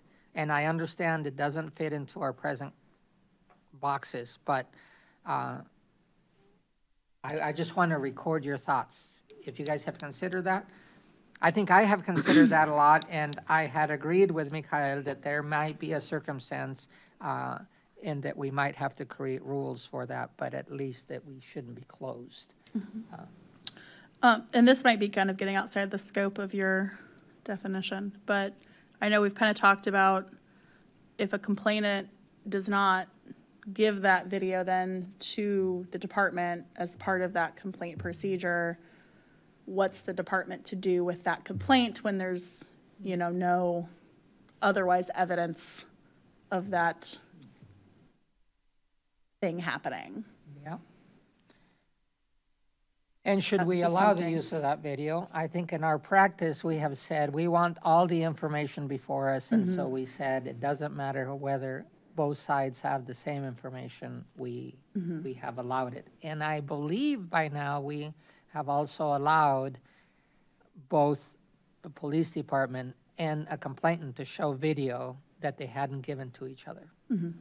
So we have tried to be fair as far as that existence. But that's not codified, but it is something that we have had a question on, and we have said we're saying yes. Okay? All right. Does anybody want to, and I hate to say this word, but I think it's true, complicate further the question of firsthand account? Must be present to win, other All right. other than video. All right. Right. Sounds good. All right, let's go on to item number 2, which is, as I wrote, at present, the ordinance excludes those with law enforcement experience and those with a felony to be considered for members of the board. And I posed the question so that you could get to a direct answer to you. Should these exclusions in the ordinance for membership on the board be eliminated? is my question to you. And you can take it whichever way you want to make your statement, but I wanted to have maybe a yes or no, given that we've discussed it in various ways. Let's start on this side, Katrina, and then we can go. Yes, I think it should be eliminated because for a person, it could happen a long time ago, something when they were 18 or whatever. That does not define the person now. And additionally, there are some people that do have felonies that bring a different perspective that could bring a different perspective as a member of the board. So I think that it should be. That part. The other part in the ordinance is that people with law enforcement, if they have been in law enforcement, they are also excluded presently. What do you say to that question? I agree with that, They should not be on the board? Okay, we'll skip you. Think about it. We'll come back. Tony, both exclusions are there. I don't think they should both be excluded. I've said this before. We get the police perspective every time. We don't need them on the board. That's the whole point of the board, is to review the police. I think the felony exclusion should be removed. It is too wide of a class or a category. I'd be open to limiting it to maybe more serious offenses. So that's my position. Thank you. Thank you. Peggy?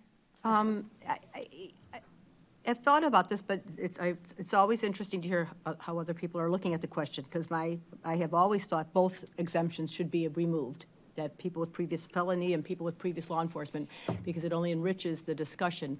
And, what I just heard you say, Tony, is that we get enough of the police perspective, and that is an interesting thing to consider. I guess the difference for me is, as we talk, while we get Lieutenant Smizer's perspective on the taser cases, and we got other police perspective when we're talking about use of force or drive-by or taser training.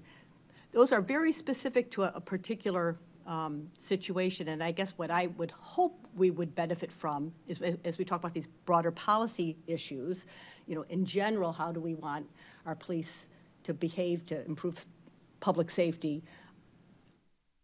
I think I would appreciate law enforcement background on that. Maybe there would be some exclusions, like maybe it can't be someone who's been in law enforcement in the city of Urbana in the last some years. I can imagine that there may be some qualifiers around that, but I guess my feeling at this time is having law enforcement in the broader policy discussions that we admittedly don't spend enough time on because we haven't had enough time to talk about anything.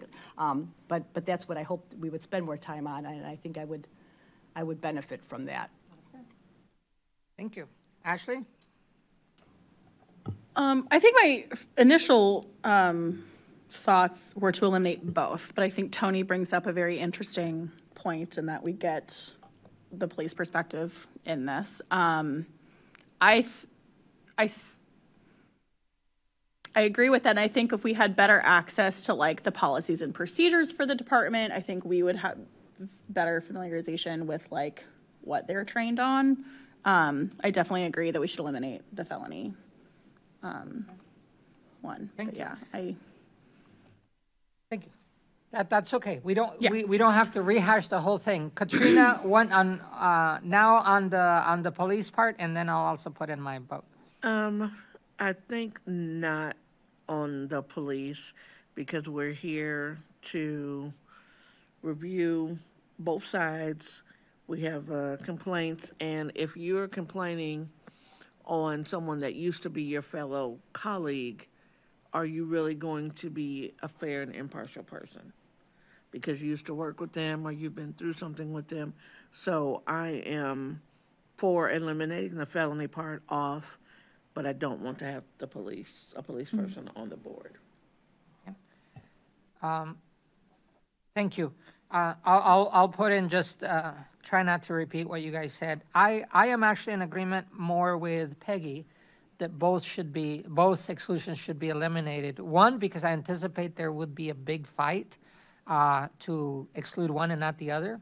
That is probably the only way council will get it through, is if both are eliminated.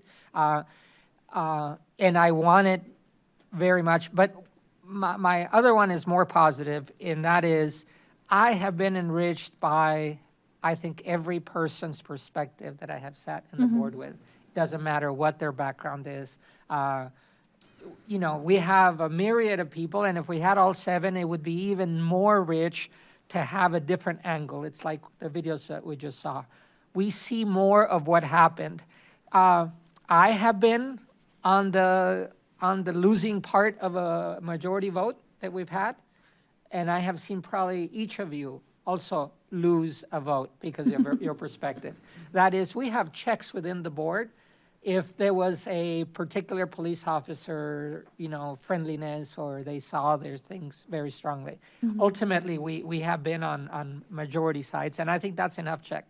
But this is an exclusion as to whether we consider to bring people onto the board. There's already a check there in that the mayor is the one that makes a decision to say yes or no to a person, and they don't have to explain it. So if they really saw somebody that was very, very one way or the other, they could actually exclude a person without the ordinance definition, because there is no limit on that person's power to exclude. Secondly, well, my third reason there is, so there's a check within, there's a check at the beginning, and then there has been well, I lost the third one, but my vote is with Peggy, because ultimately enriching the board with different kinds of people helps us. And I don't think a pro or a anti-police person could outvote the board. I have seen good arguments within, especially when we're in closed, the door's closed and we're considering a case, the stuff gets hashed out very ably by you guys. So thank you. I think a compromise could be, if we're going to exclude police, have it only be like if you've served in this department in Urbana, maybe you can't serve, because then you're obviously familiar with all of these officers and might show some sort of bias in that situation. But if you've been retired and you served in a department, you know, elsewhere in another community, possibly, I think. Gets into that hard definition of. Yeah, I think if the mayor wants to use their best judgment, yeah, I think if the mayor, if you wanted to eliminate it, then the mayor could use their best judgment in that interview process. Yeah. So So that's just a a good one, and middle we'll of the come road. back to chair recommendation too, but let's just go on in order. So let's take number 3, which is appeal procedure for when it's an administrative matter. We've considered several of those over the years. Right now, the ordinance is written as if it was for sworn police officers, and that's when complaints can be generated. What happens when there is another person in the police department who's not an officer, a sworn officer, that misbehaves and a person wants to complain to them? There was at one point that we considered this, and it went to Carol, and Carol says, no, I receive all complaints for all city employees as the city manager. The exception was, of course, as you saw in the cases, things that happened during COVID. But it's questionable whether somebody in the police department, whether it's at the reception office or somewhere else, it's not an officer, actually falls directly under the city manager. So my question for you is, do we receive complaints on other than sworn officers? And we recommend that to council. Recommend it, or at least put the thinking. I want to start at Tony now so that it goes, everyone gets, so Tony. I would not want to see this board take up those types of complaints. I think it's mostly administrative issues or issues that are better dealt with either with the council changing policy or ordinance, or I don't think that's the purpose of this board, so I would say that we don't hear them. You don't hear administrative matters here? Right. Okay, thank you. Peggy? I agree. Okay. Ashley? I agree as well, but I think there does need to be a very clearly established procedure for filing complaints against other departments or individuals that needs to be communicated to the public. Thank you. And from our previous conversations regarding that, I don't think there is one, so, from what I gathered. Fuzzy, okay. Katrina? I agree with Tony. The only way that I think that if it impedes us is if that other person's role impeded the officer's role. That makes sense. Yeah. Yeah, like if someone forgot to file something or do something and that affected the outcome, then I think that person could fall under the CPRB. But overall, no, they should not. That should not be a Like it role. very much to be that clear, and actually unanimous with you guys. It's hard enough getting us together, and considering the cases that we have, we might as well concentrate on the police officers' conduct, not the other supporting staff or people in other situations. And we have had cases in which somebody complicated matters by not passing things over to the police department, and that should be handled elsewhere. But we do, I think, stating with Ashley that there needs to be a clear procedure to say, this is how you put in a complaint, or just feedback, maybe positive feedback, but let it be through other city channels, not through the CPRB. Okay, thank you. That was number 3. Number 4, we're coming back to that part of the suspensions of cases. Until recently, we didn't keep track of these, and as I explained before, Carla's report today shows that we are accounting for all of them.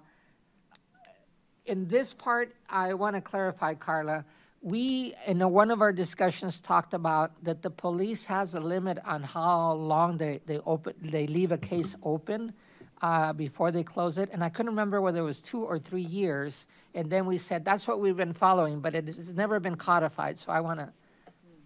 Yeah, we've been following the police procedures, usually 2 years. Okay. And so we've just followed that because we didn't have any other, defining time frame. Yeah. And so they have 2 years, and so that's the 2 years. And there's plenty of situations in which things have been left hanging, somebody didn't answer their mail, or they just never got back to us. So that's the first question. The second question has to do as to the threat of a lawsuit and who can call that, and does that qualify as suspension? So let me just first ask your opinion on the first case, which is 2 years enough to have a case suspended before we act to close it? Or maybe to say it another way, how long is good to leave a case open before we say, let's just move on from it? And your report provided several different kinds of cases.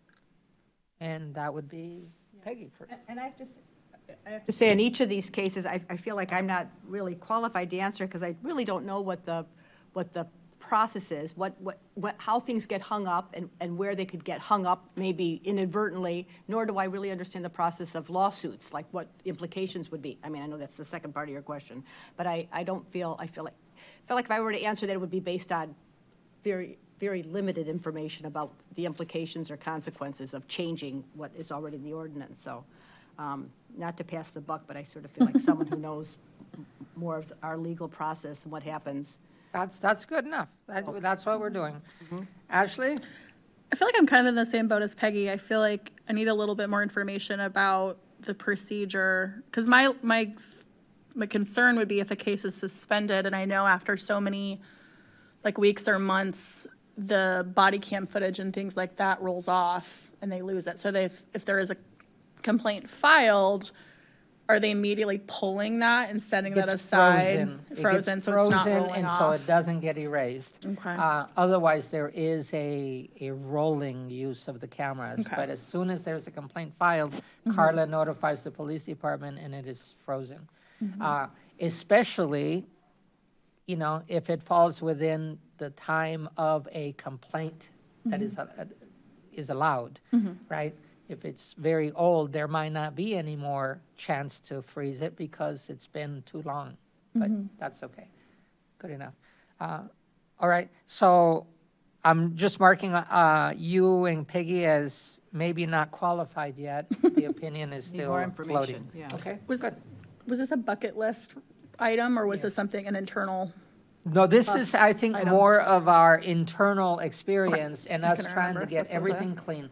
I would want the next chair to have less old stuff to do. Absolutely. And being that I'm the oldest on the board, I shouldn't be carrying stuff or leaving stuff behind for all, you guys are the newest, are the oldest after me. And it's been at least a year and at least your second cycle, right? Yeah, but you're on your first cycle. Right. Yeah, see, so. Yeah, I think our first term would be up next May. Yeah. We have one more year, so. Yeah, so we're trying to close off. Katrina, any word on how long, 2 years, to leave a case floating before we just say not allowed? I don't know. I don't know if 2 years is not long enough or too long. I'm not really sure. Yeah. And I guess my question is, why do we have to put a cap on it? Because what if something happens and it's 2 years and a day and I messed up? So I don't know does there have to be a cap? And if so, maybe 2 years is not.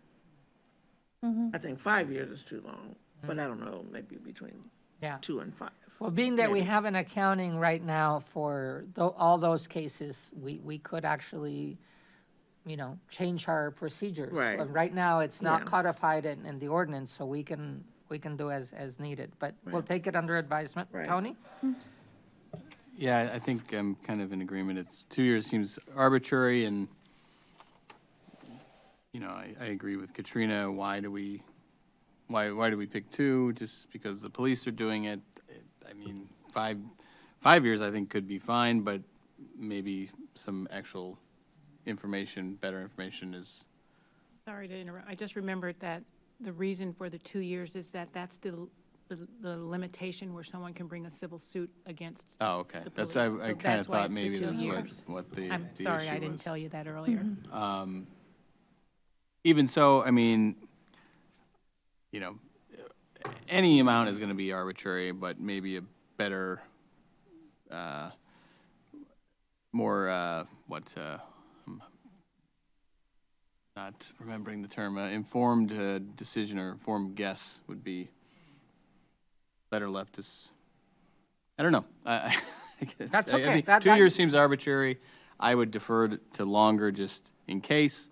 And I don't know what harm there would be if we heard something that was 5 years old. And that's good. We're just stating our opinions here. I'm going to add myself to the camp of having 2 to 3 years, only because from keeping track, it's painful. And even when we've researched it, then you have to keep track of other pieces. So on the staff, it wears to have reporting on something. And frankly, if a person hasn't done anything, moved anything in 2 years, they've forgotten about us and they don't really care what we think. That's my opinion. The next part of this question just has to do with the ordinance right now has a, if I remember correctly, threat of a lawsuit as a reason to call for a suspension of a case. And I want to hear whether, the related question is, who heard the threat of a lawsuit, and how does that person have the authority, whether it's at the police department or elsewhere, to call for a case to be suspended? And so, where are you on that question? Ashley, I hope I explained it correctly or enough. Say it one more time for me, sorry. Yeah. It's been a long week. So right now, the ordinance says that a case may be suspended when there is pending litigation. But it also Right. says Okay. there's a threat of litigation. And I can look it up. Yeah, I kind of agree with you. I think it would depend for me on who that threat is being made to. And like, what is that person's ability to make that decision? I think certainly if there's like pending litigation, I think you could probably still continue an investigation to a point, mainly because I think it's important to kind of get accurate information up front. I think the longer you wait to kind of investigate a complaint, the more iffy details get for people. You know, even going through some of these appeals that we had that were from 2020, everybody was like, well, I kind of remember what that happened, you know, and I want people and complainants to make sure that if they do file a complaint, that it's being done accurately and we're not waiting a year or so and that information is not as accurate anymore from a witness perspective of that. Does that make sense? I think so. So, yeah, the threat of I don't know. Yeah, for me, I think, like, until you receive documentation from a lawyer that you're being sued, I feel like you should be able to continue that investigation. Okay. Leave it open until there's Leave it actual open litigation until started. there's actual, I don't know. Maybe the lawyer has something better to say in, All in right. regards to Well, that. that's I don't why know. we're going rotation. So I don't know. Katrina, what do you Yep. think? I agree. Sorry. It's been that kind of weekend. Yep. But yeah, because just because someone made a threat, all what we're doing, and plus,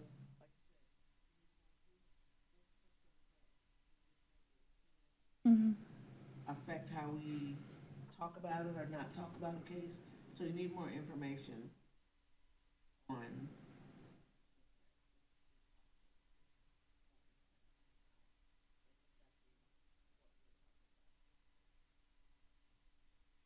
Okay. Yeah, and it's fishy, you know, if we don't have, and that's why we want to define it further. Right now, it's kind of soft around the edges as to who, what, under what circumstance, and that's one of the reasons we want to recommend something here. Go ahead, Tony. I would remove this limitation to considering the complaints. From the city's perspective, I don't think it has any, this board is not going to be able to elicit any sort of evidence or testimony from anyone that's going to be interested, that a plaintiff is going to be interested in suing. We're not allowed to call the officer complained of. We can't compel them to be here or make statements. You know, the information we're considering would be things that are going to be documented regardless of if there's a lawsuit, and those would be turned over in a lawsuit. If anything, I could say the only reason to keep it there, it would be to protect the complainant from making some statements at an executive or at a closed session that could potentially be ordered to be turned over that could harm their case. So, you know, from that perspective, you know, I guess I could see that's the only reason to keep it would be to protect the complainant. But I think the reasons we're seeing is more, somebody said at the scene, I'm going to sue you guys and your grandmother and everybody else, and then everything grinds to a halt, where I think that's really kind of it's just used to squash a complaint before it gets to be considered. I don't see any negative side to the city in considering these types of complaints. So I'm going to agree with you also, Tony. As is, too many things can fit into the bag. The ban's expandable as to what a threat is, when it was made, at what circumstance, how it's documented. So I would also agree that until there's a lawsuit, there isn't any need to suspend a complaint. And then there's in section 19.32F, it says, the CPRB findings and conclusions may not be used as evidence in any other criminal or civil court proceeding to the extent that the city has the ability to declare such an intention through the adoption of this article. And so for me, what we do is our business. What a full court, that's their business. But in our case, we should consider the allegation, at least the complaint. So I think that's our not final word, but that's what we're putting forward for them to consider. Okay? Mm-hmm. All right. Number 5 is recurrent requesters need to be handled differently than the present. The question is made that the suggestion is made that we follow the model of FOIA And as I was looking at this, I thought to myself, do I know what the FOIA recurrent requester I certainly do policy not, is? so. And so I said to myself, I can look for it, or I can just wait till the meeting and ask to who answers FOIAs. I know you're not the FOIA officers, but you do handle plenty of FOIAs, and you know what your time constraints are, and you know how to handle different parts. So first, you get the first one, and then we can start back with Katrina's. I know time constraints. And I believe, I'm not going to even try to guess because I don't know the FOIA law. I cannot quote it to you verbatim. That's okay. But I do know that there is a clause in the FOIA rules that if someone's repeatedly asking for things, you can extend the time that it takes to get them done. But for the most part, I have 5 days. Whatever the FOIA is asking for. If it's too voluminous, I can ask for more time. But I don't remember or recall what the repeated requester rule is. That's okay. I said that just to put you on the spot. We don't have to define the policy now. That would be up to council. But we have had a suggestion before us. Yeah, so- and I, at the September 27th meeting, I can't recall if you were here, and I didn't bring those minutes. That's okay. But we did agree to language, those of us, and we did have a quorum. Good. We discussed it at length, and we discussed the exact language, and we agreed to something that was embedded in the minutes, and I know it was, it was reflected accurately. So I would be okay with sticking with what we talked about. Okay. Like I said, we had a quorum. I don't remember precisely. That's okay. I wasn't ever- there, but I know it's been a question on your list for a long time. Right. So when I put it down and when I interviewed you, when we thought we were going to have a meeting Yeah. 5 months ago, I wrote it down. I didn't want to miss it. So maybe we can make sure we pull that language up that we agreed to, because we did agree to language. Okay. And include that in this more comprehensive report, I think would be. Good enough. So basically, I think what you're suggesting is that we close this issue because we've already considered and it's already recorded. And I think if I read everybody correctly, there needs to be just a check on too many complaints and appeals. Yeah, well, just an acknowledgement of the burden on staff time when there are voluminous appeals. We're not trying to, No, we don't limit want to them, limit anybody, but just but it is a acknowledge the fact. burden. And I will thank you for so long. My biggest concern last year, besides being fair to everybody, I wanted to be fair to you guys. So I stringently said no more than 6 hours per month, whether it was regular meeting or we're considering cases or whatever else. And I try to stick to that because I know you guys have busy lives and I didn't want to overburden you because I was scared that you guys would run away and it would be harder to keep going at the pace we were going. So I think we have, if not consensus, we have made a majority decision, okay? All right, let's go to 6. Point of chair. Yes. Right now, the ordinance says the mayor appoints the chair and the vice chair of this body. The question was raised, and it's just our opinion, I put it before the mayor a couple of weeks back so that she would know that this was coming, but that we are considering the question of recommending whether it should be this board that chooses its own chair. And we didn't discuss as to how long, how often, whatever. Right now, as far as I know, when I was appointed chair, I was to be chair until she told me I wasn't. Because that's at her pleasure. There is no other rule. She hasn't asked me to step down, but as you know, I tried to step down a year ago because it was too long. But anyway, what say ye, where are we? I don't, there, Mr. Tony, who appoints a chair here? Yeah, I think the board is perfectly capable of doing that. I think we're kind of seeing the situation right now as to what happens when we can't do that. We're going to be without one. So if the mayor puts us on the board, I think she would, or he would trust us to pick who's best suited to chair the board. Okay, thank you. we'd all be left standing if we have no chair. Go ahead, Peggy. And I agree with what he said. I mean, I think we know best what leadership we should have. You know, we know one another's circumstances and interests in serving on the board, and while the mayor has, the buck stops with her, the fact is she has a lot to look at, and she can't possibly know what our individual constraints are and so forth. So I absolutely would like to see this changed. Okay, I'm in agreement with the other ones. thank you. Everyone? Katrina? Me as well. I think that we should choose our own chair. Thank you. Just so that you have on the staff, the mayor asked me the question of, I think I appoint almost, if not all, other chairs. And I was like, I don't think you do. But since she didn't know, I could say that, and it wouldn't have mattered. But it was a bold move, and I don't remember who suggested it, but I thought about it quite a bit since, and I completely agree with you guys. We know what's going on. Often we're on the sidelines.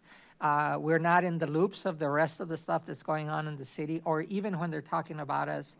And so it's okay in that we have our own business and we should be able to take care of it independently. Mm-hmm. It actually makes us a little bit better as, if not overseers, at least fair, because we are the ones that have the evidence. We are the ones that have the information about each other, as Peggy said, and so why not? So I think we are unanimous in recommending to the council, let us choose our chair. And as an act of whatever is, I want to designate who's going to chair the next meeting if the mayor doesn't designate a chair. Because as I leave, I don't want to let things go. Conversations with Carla have kept on going. So if one of you has been talked with and you have agreed, you can so declare it tonight, and that way it'll save me the position of saying, somebody's got to meet with Carla. We've been meeting every Wednesday for 2 years at least, since.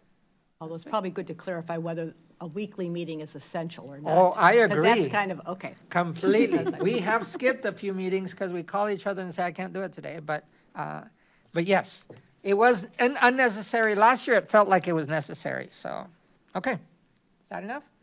I'd add one, I think maybe a limitation or a recurrent voting maybe would be in order, like every term or maybe every year or something. I don't know, in case circumstances arise. I don't know. Oh, that makes sense. Okay. But that, council can decide if they think that's appropriate. We're just putting it out for them to see where we're at. This one is, number 7 is the use of force committee that the police department is to have had the inclusion of a civilian on the use of force committee. They already have it. They do their reviews. As far as I know, the discussion was made to put in a civilian. There was even a name of somebody, but that person was not invited to such a meeting. That is, it was just a discussion. And this person was very clear to me. I was never officially appointed.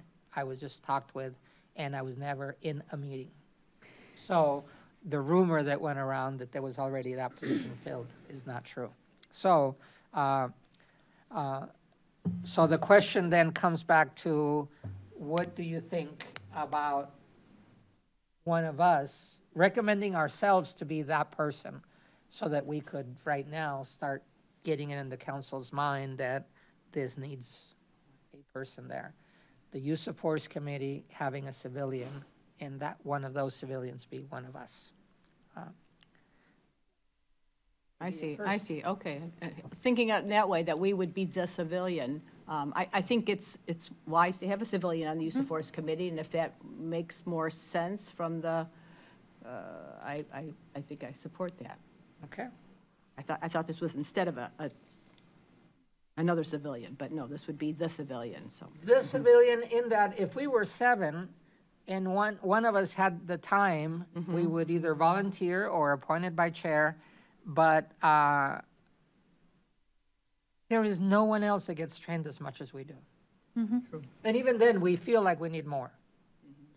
But if you have another civilian, that person better go through all our training plus more, because it's sticky. And as the lieutenant was explaining today, it's a difficult call, and he wouldn't have wanted to use pepper spray, even though the question was raining. They were outside, and they could have. But the repercussions were higher than what was done. We just won't say more. Okay, so that's what Peggy says. Ashley? Yeah, I think there's plenty of boards that have, liaisons that serve on other committees. I think it makes sense in this situation. And like you said, Ricardo, we're often kind of on the sidelines of what happens at the city on other boards. And I think the more that you can kind of bring all of those things together to have a cohesive process and procedure, I think that makes sense. Thank you. Tony? Yeah, I think that makes sense that one of us is on there or a rotating person. Yeah. I would say have an additional civilian that has no connection to the city business at all. I think if you're gonna put one civilian, you can put a second one or continue to rotate that person out. But yeah, as far as us, sure, I think that makes a lot of sense. Okay. I'm going to go ahead and also opine so that we can move on to the next one. Katrina had to step out.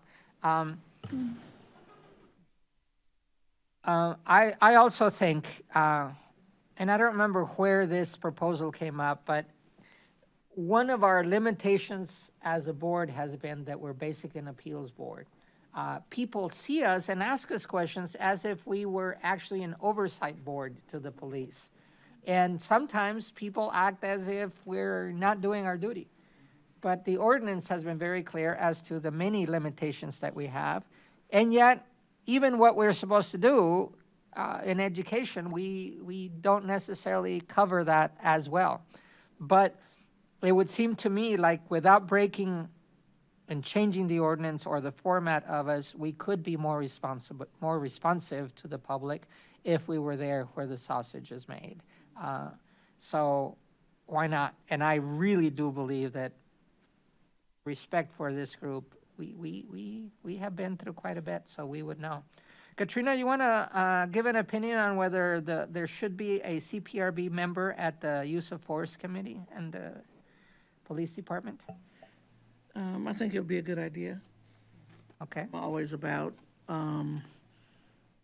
learning more, and being at that meeting, there might be something that we can bring back to our fellow committee members to help us to understand some of the complaints, because we would have gotten a more inside view on what was talked about at that Use of Force meeting.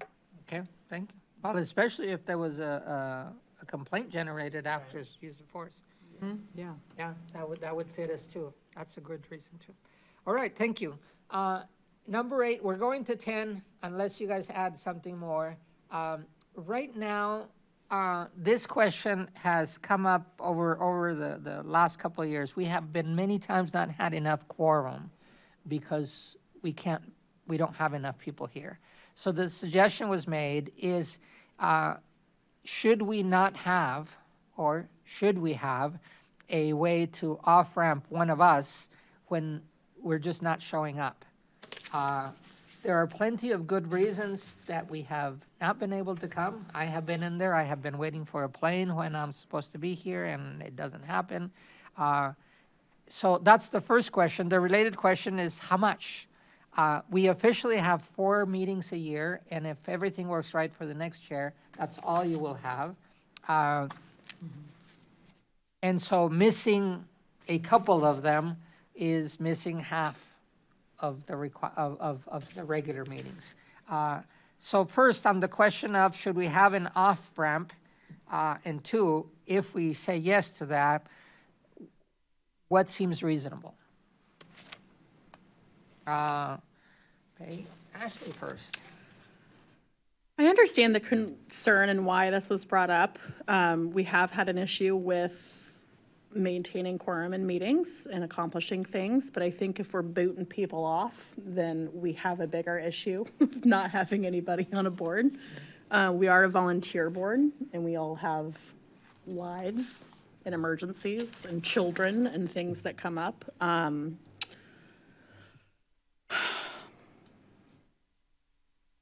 So you're questioning the question. I mean, I just don't know how feasible it is to maintain that, I suppose. Like, yeah, we only have 4 meetings.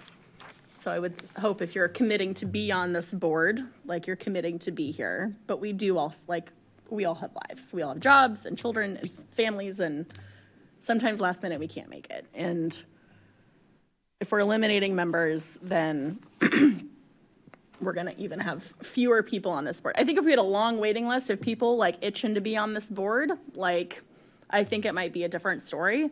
We've struggled to maintain, you know, the 5 of us here. So I don't disagree that I think there needs to be some maybe like expectation that you will be here when we have meetings, but I don't know how realistic that is. Okay, thank you. Katrina.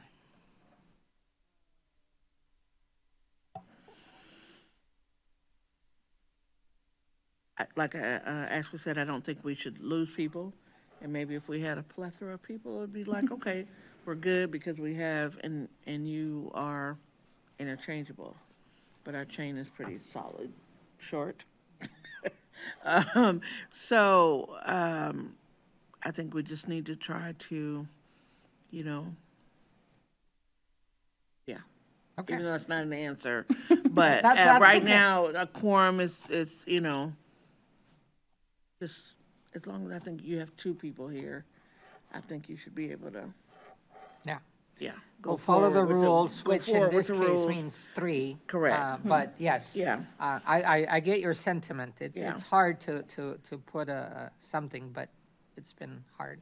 Mr. Tony? And actually, I think it's been on this side of the room in which we've missed the most meetings. The camera.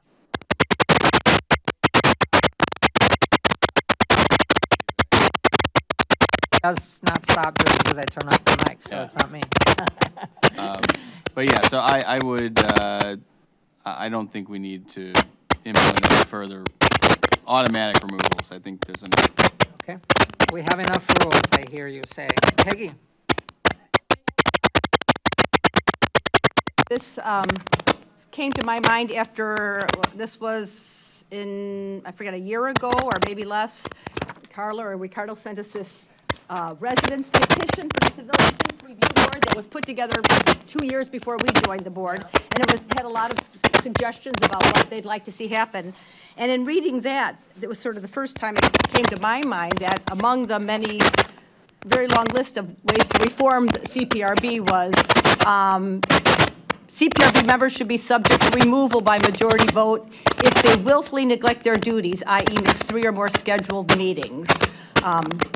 And I thought, oh, okay, that was kind of the first time that came to me, and I got to thinking that I think when we have to cancel a lot of meetings, and I was looking up, I've been on the CPRB for 2 years now, and there were 17 meetings scheduled, and over 40% were canceled, mostly due to lack of quorum. And so the way I see it, it sort of affects a negative feedback loop.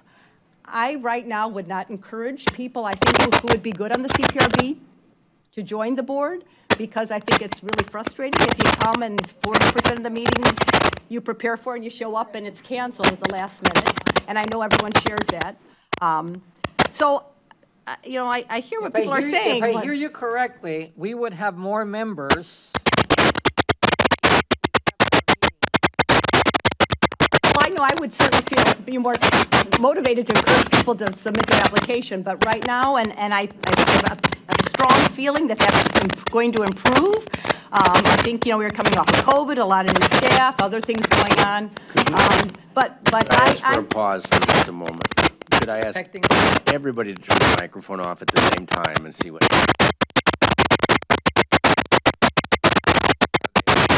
Point.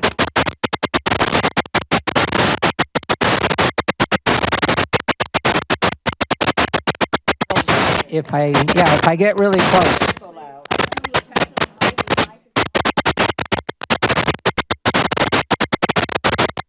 You have to go to work. So Katrina has to go to work. We're in number 8. Let's do a very quick check-in with the other two, because I think this one's already been hashed enough. Number 9.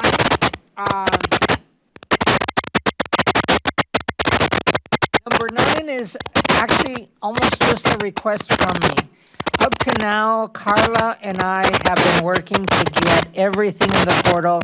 She not only agreed to it, but she and Tom are diligently putting everything that we have. You notice at the beginning of this meeting, I called them on something that I couldn't find because we have that agreement, right? What I found out is that the police don't necessarily have a log, for example, of tasers, that something wouldn't fall through it. If we're keeping a log through staff and the police are keeping a log, there are less chances of something falling through, is my request there. So I would say that they be required to turn over everything and that there is a consequence if they don't turn over something. We have had a couple of times over the last 5 years in which there was a question whether everything was there. For example, today, Peggy, you were ably citing videos that were not presented today, but that you saw. That's part of the consequence of being diligent of putting everything in there. But it could have happened that one of those videos didn't make it and nobody would know. And that's the part that I'm requesting that council consider, that they actually put in the ordinance, that they are required to put everything in there. With that? Okay. You support that. All right. Thank you very much. The last one is, Katrina needs to leave, but I put this one as a consequence of one of the meetings that I was not in, but apparently when the tasers are reviewed, they needed to identify who the people are so you guys can talk about it better. That was a good suggestion that I hope the lieutenant takes into account. But the thing that hasn't been codified is that originally we were supposed to review all taser usages. And I think the lieutenant cited that today, that we saw everything. In actuality, right before I became chair, this group voted that we would not see every display, we would only see the discharges. And so we voted for that. The public was not happy. We were told several times that we were violating the ordinance, and in a way, we just kind of wore it proudly. And so, are we still there? And that we say to council, take out the part that says that every display must come before us, because it can be time consuming, and that we only see discharges. Back to starting over here, Katrina. Turn it on. Sorry. I agree that we should see the ones that are discharges.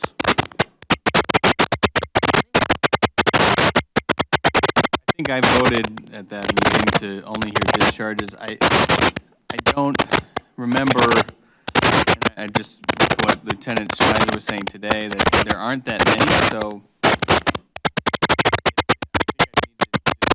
numbers, and maybe we could do displays and discharges, but I would, if it's too time consuming, I would only, I think the discharge would be more important to cut something. May I add, before I pass it on to you, Peggy, how hard would it be for us to get that data? Can't hear me? Get the number of discharges versus the number of... I believe you already get that. I remember Have a log. We had put it in there because Peggy had looked at the videos and she had looked at the displays and not the discharges. They were I'm just being lazy. I guess I could just look at it, but yeah. I think you get both, but you review tasers. Burdensome. Maybe we should consider seeing the displays. Maybe just a shorter. pause to the meeting, but before she leaves, you need a picture. Would you guys mind taking a picture of us, all 4 or 5 of us? This is a rare occasion. No, that's true. And I want a picture of you guys. That's right. And so, maybe put this on the website when people want to. Exactly. This is the strength. Yeah. What do we do? That's right.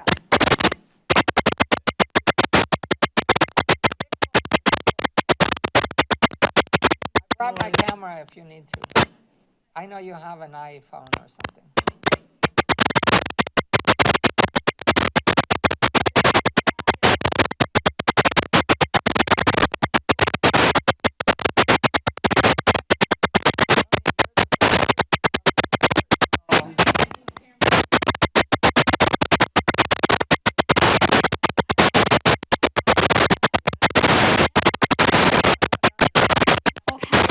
There we go.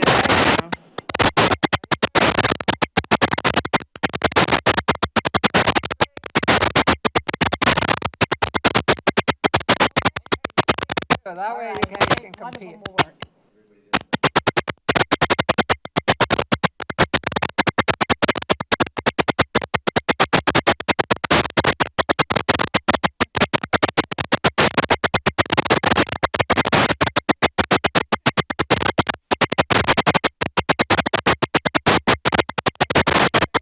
And if this was your grandchild taking the first step, you would have missed it.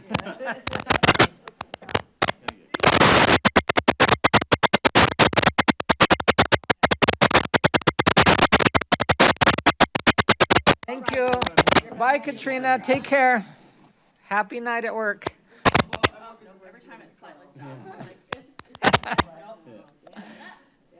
Yeah. Second, third shift.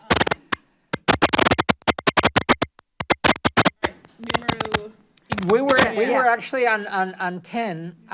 So if we can request whatever numbers you also that we don't see here. If anybody has a request, just triangulate. Make sure that their numbers match our numbers as to how many displays, because he seems to have a new data system. If they match what we have in our log, we Tony can go look at whenever he wants to. Yeah.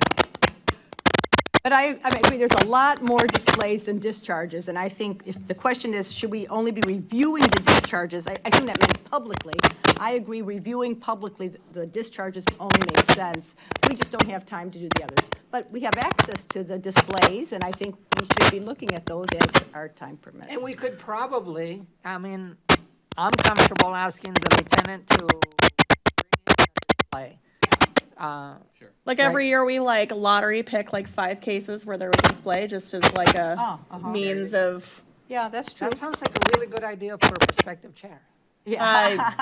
Right. Like if there's Decline something, that. Got other things going on. something particularly interesting, yeah, that's a good way to do it. Mhm. Chair other organizations. Okay. Well, those are the questions we had before us that have been floating and that we have piecemealed and brought together in a big cake tonight. It's like a big tray of cookies that we get tonight. Yeah, and thank you. But I don't have any other business except that we finish the agenda with, the announcement parts. There is much yet to be done. I just had to put a limit to it because a year ago, I accepted 2 other obligations because I was going to be stepping off this one. And so over the last year, it's been very hard to keep everybody happy. And the last 4 or 5 months, it's been very hard to keep anybody happy because things have happened. So I am not pleased that I won't see you as regularly, but I'm pleased that it'll be someone new blood to lead this. So thank you very much.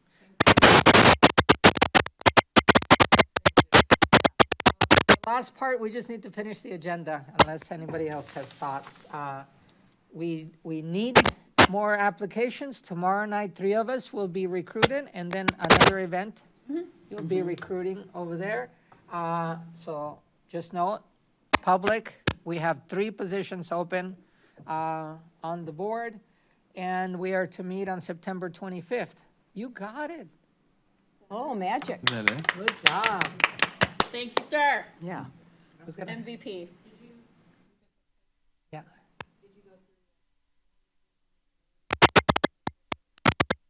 I requested if there was any other new business, but to cover it, any new business, anybody for today? No. Okay, think it through. September 25th is the next regularly scheduled meeting that you can accumulate things. Before that, we should have the yearly report turned in, and I'll just send a little report to council to say, watch the video if you guys have anything, and then the new chair will take these thinking and follow up with the council.